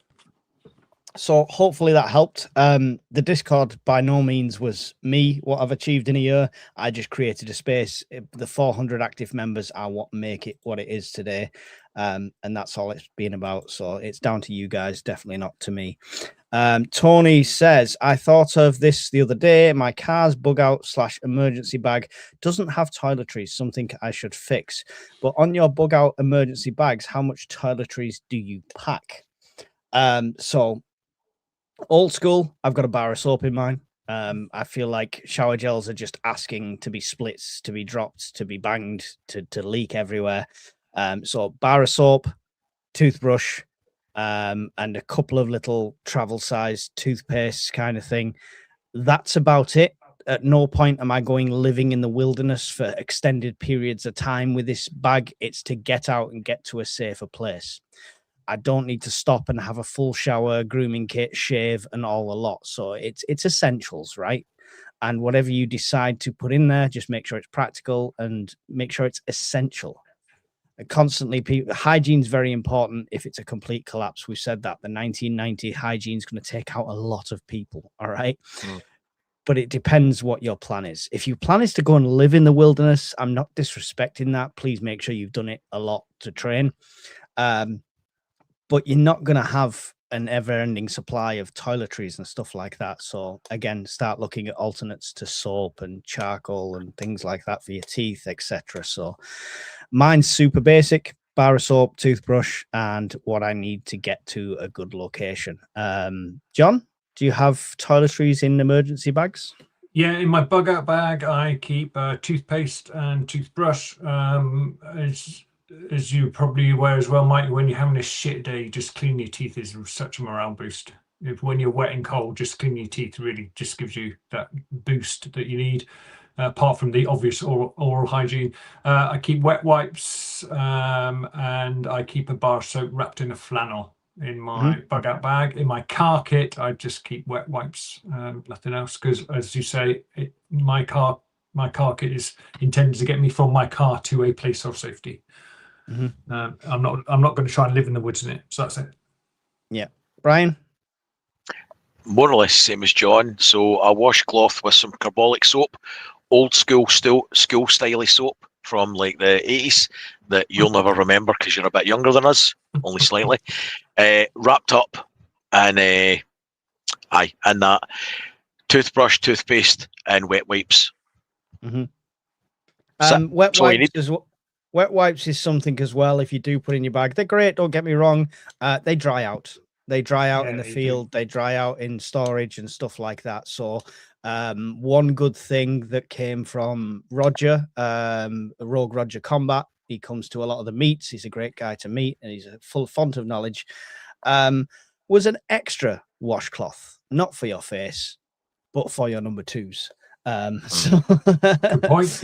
Yeah, so it's just something to think about. If you do have wet wipes, there's nothing wrong with them. Just make sure it's something you stay on top of and you check regular. The last thing you want is to have a useless pack of wet wipes when you're caught short. So there you go. Hope that helped, Tony. TAC group, do any of you participate in outside activities to improve your skill set, like map reading, bushcraft, etc.? I do a lot of my own stuff. I joined I did some archery. I joined a local archery place to do some stuff there. It's something I need to do more of, but I'm a learn by doing kind of throwing yourself in the deep end. I know what I'll do. I'm completely unhealthy. I'll hike 90 miles with a bug out bag. That's my kind of attitude to things. It's trial and error, but I do want to do more of these things.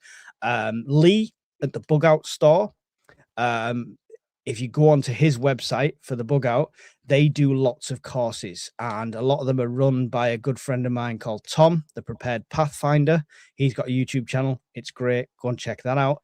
And what you can learn in 2 or 3 days there would probably take me a year of throwing myself in the deep end to try and learn. So if you can, then definitely do them. Do you guys take part in anything? On you go, John. Don't all speak at once.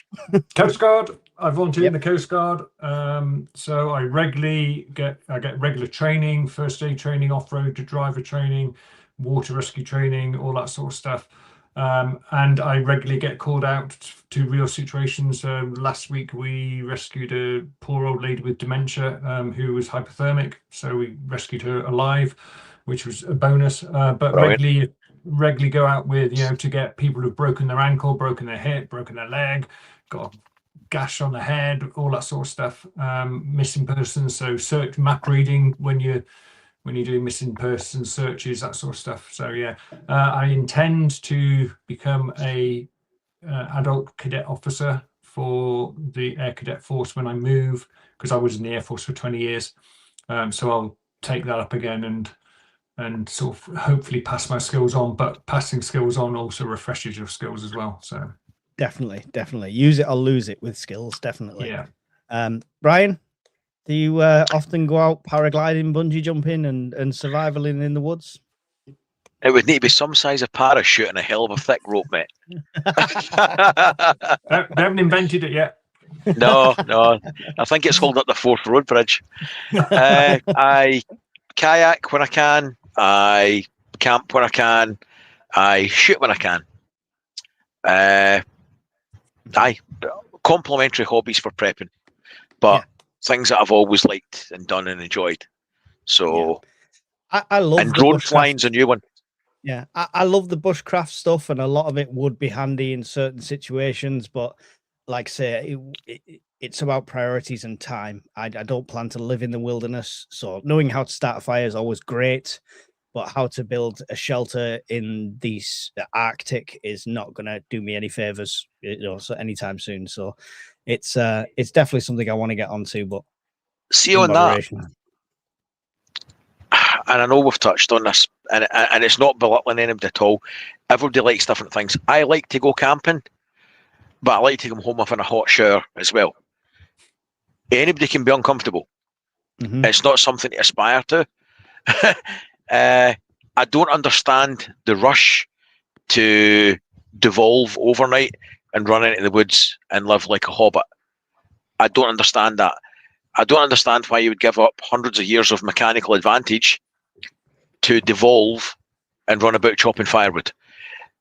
If you have got the skills to maintain the tech that you have, which makes your life easier to do other things when shit's gone bad, I do not understand and never will why you would throw all that away. It's fucking stupid. There you go. Prep smart, not hard. There we go. That's the catchphrase. Cool. The sofa survivalist, a legit question this time. He highlights that point. If the banks fail and you have no access to finances, how long could you last?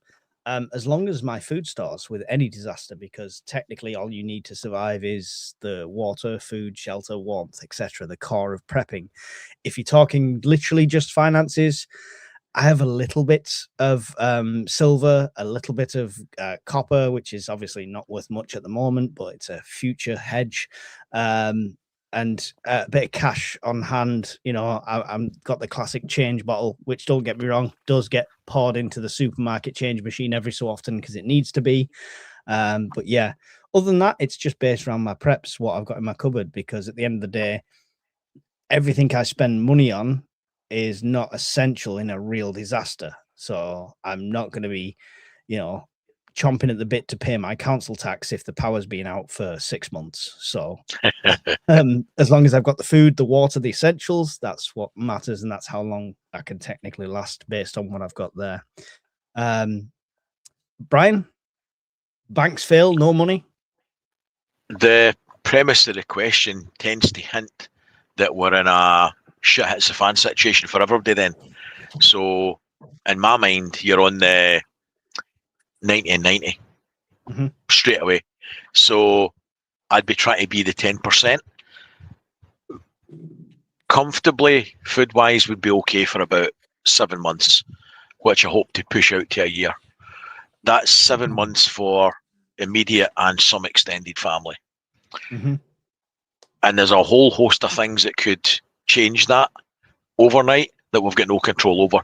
So that is best case scenario. Water and power, functionally, a couple of years. Cool. John? Yeah, I now know quite accurately that I've got about 8 months worth of food, so that I'm going to try and extend that to 12 months, because it doesn't matter where it occurs in the year. I've got time to get into the food growing cycle. And I've got a large seed bank, so I have the skills to grow stuff. So that in that sense, I think I don't need more than a year. Finances wise, a bit like yourself, Mike, I've got a little bit of silver. I got a little bit of cash. But that would be that I would have to focus on getting something that I needed immediately. Yeah, definitely. Before it disappeared. Before it becomes useless. Silver. I saw a lot of chat in silver earlier. One of your viewers said that they didn't see the point of silver. I personally think that if I had a silver coin and I needed a one-off, maybe a journey somewhere or some antibiotics or something, I could leverage that silver rather than giving away my wedding ring or pulling a gold tooth out of my mother-in-law or something. So I see a limited use for a small amount of silver. Yeah, mine is like a very small amount, and it's in the small. It's not even in the ounce coins. It's in the like the 1/8 kind of coin sign kind of thing, and it sits in a back section of my wallet, and it can just be like you say, if you're bugging out or if you're getting home, it potentially leverage that way. So hope that helps. Hope that answers your question there, Mark. 2 more questions and a comment. Are shamags just cotton, or you can just use any cotton t-shirt? Yeah, you can definitely use a cotton t-shirt, something like that. I'm going to grab mine. Do you want to just fill them in a bit on shamags there, John? I'm sure you know all about them. Yeah, shamag is basically a sort of a meter by meter, usually camouflage, either temperate camouflage, sort of greens and browns and blacks, or desert camouflage, oranges and browns, and it's usually got tassels on the side, and you can make, oh, there we go, exhibit A coming out, there you go, that one happens to be black and white. You can wear it in a various ways. You can wear it as headdress, you can wear it as a face mask. You're on mute, Mike. It's green and white. It's green and white. Green Sorry, and black. Sorry, green, yeah. Right. You can use it on your, if you know what you're doing, you can wear it as a headdress and have it as shoulder cover to keep the sun off your shoulders. And but it's useful for all sorts of things. It's useful. You can make it into a little carrier. Just get a stick and tie all 4 corners together. You can carry stuff in it. Yep. Yeah, you can hobo sack. That's it. You can use it for filtering water. You can use it for all sorts. In a pillow, if you want to, fold it up. Oh, what you're showing us here, Mike? You can use it. You can get one of these out for a length. Yeah, you can use it for kindling. You can use a length of this because you can slowly take it out for a length, and you can use that to sew and repair as well. Because these lengths go, you can see it pulling up. It goes the length of it, so you can use it for repairs as well. And the most important feature of these things is that they are cheap. Yeah. So you can buy 2 or 3. Yeah, no problem at all. Honestly, they are cheap as chips. They're not worth not having. I've used this as a sling in an emergency as well. I've used it as I've used it literally as something to grab to stop bleeding very quickly before I could get hold of anything else. Used it as a head cover in the heat. I've used it as cooling in the heat by dropping it in a river, pulling it up, wrapping it around my head that way. There's a million uses. I've done a video on it, and there's multiple videos online. So although you could just use a cotton t-shirt, it's not worth not having. You'll get 3 of these for the same price as a decent cotton t-shirt.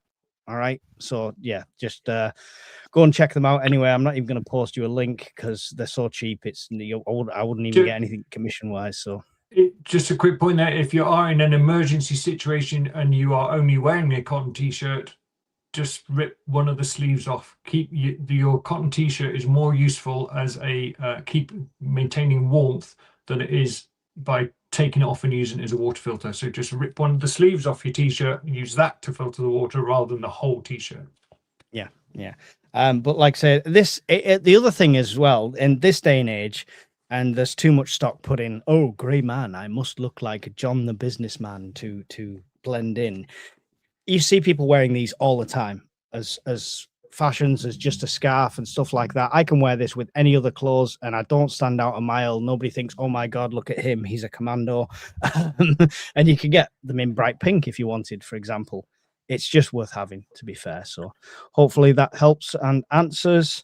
Sab said Mike should get me on podcast and I can share my knowledge with y'all via Discord. Maybe I've been living like this for a year now and the stuff I've learned is really good. Sab, there's an open invite to the Prepper Podcast, mate. Just chuck me an email, message me on Discord, we'll get you on there. You know, I'd love to talk through all of that with you. It'll be awesome.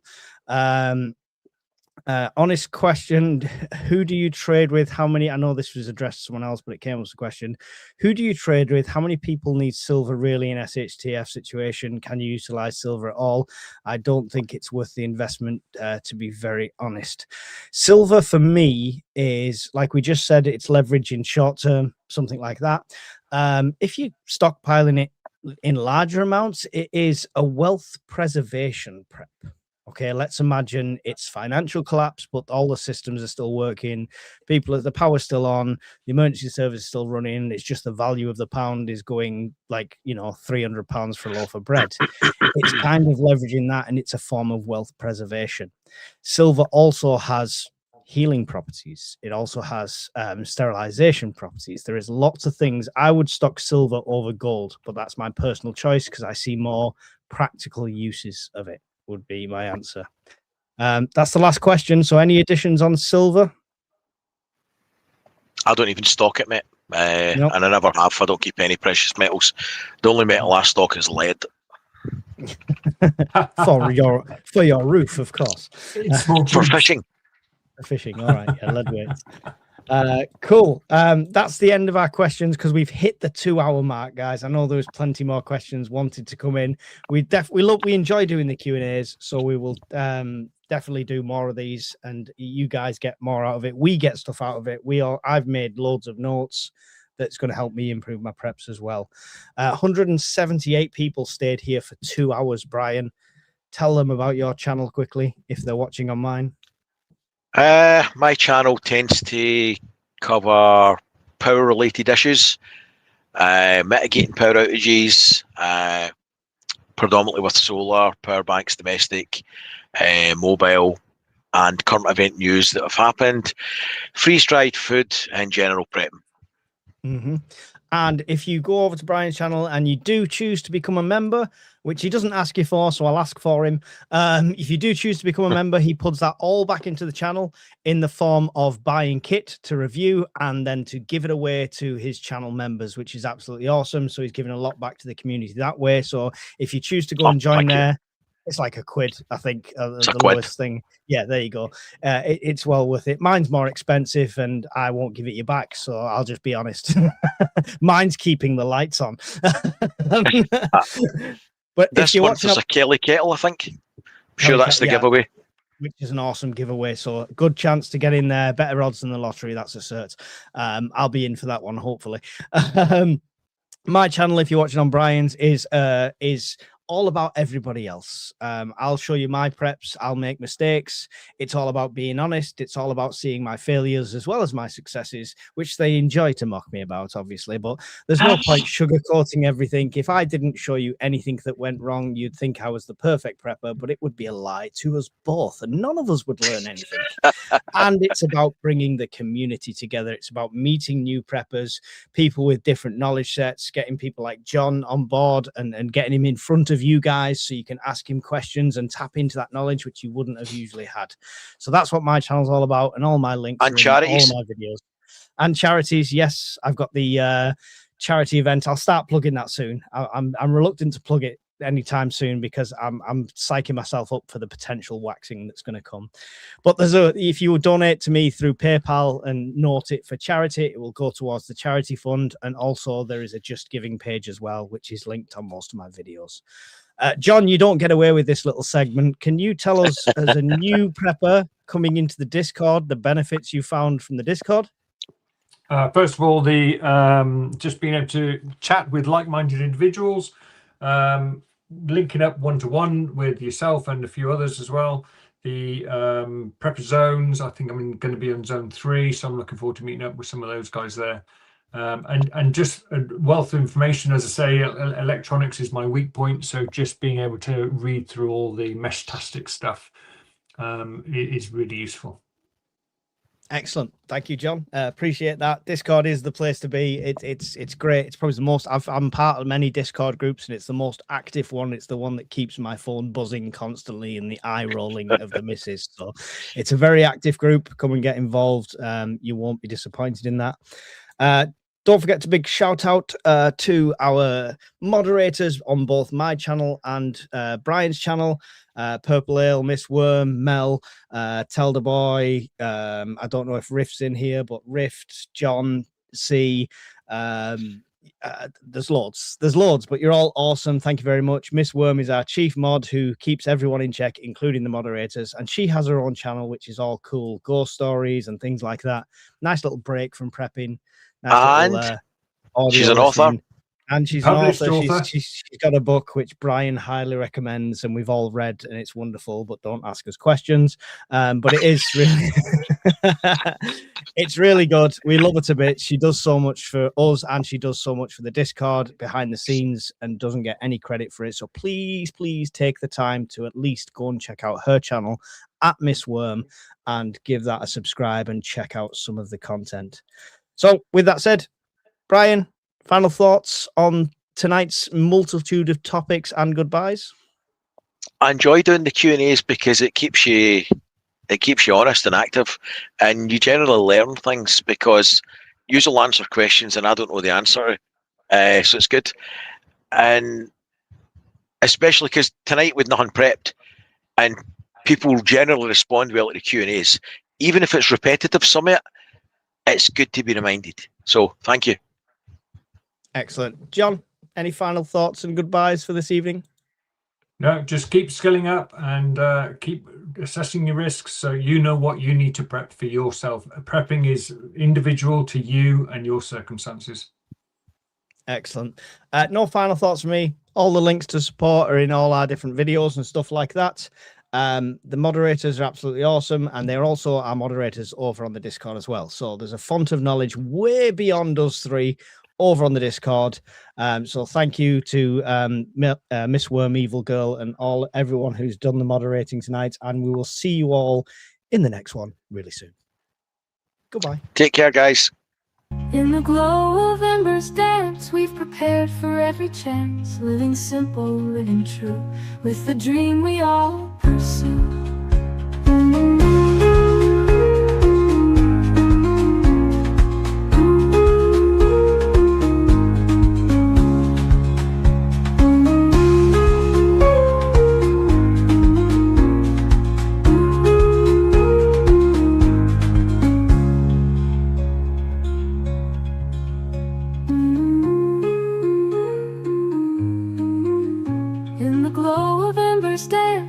Prepared for every chance, living simple, living true, with the dream we all pursue.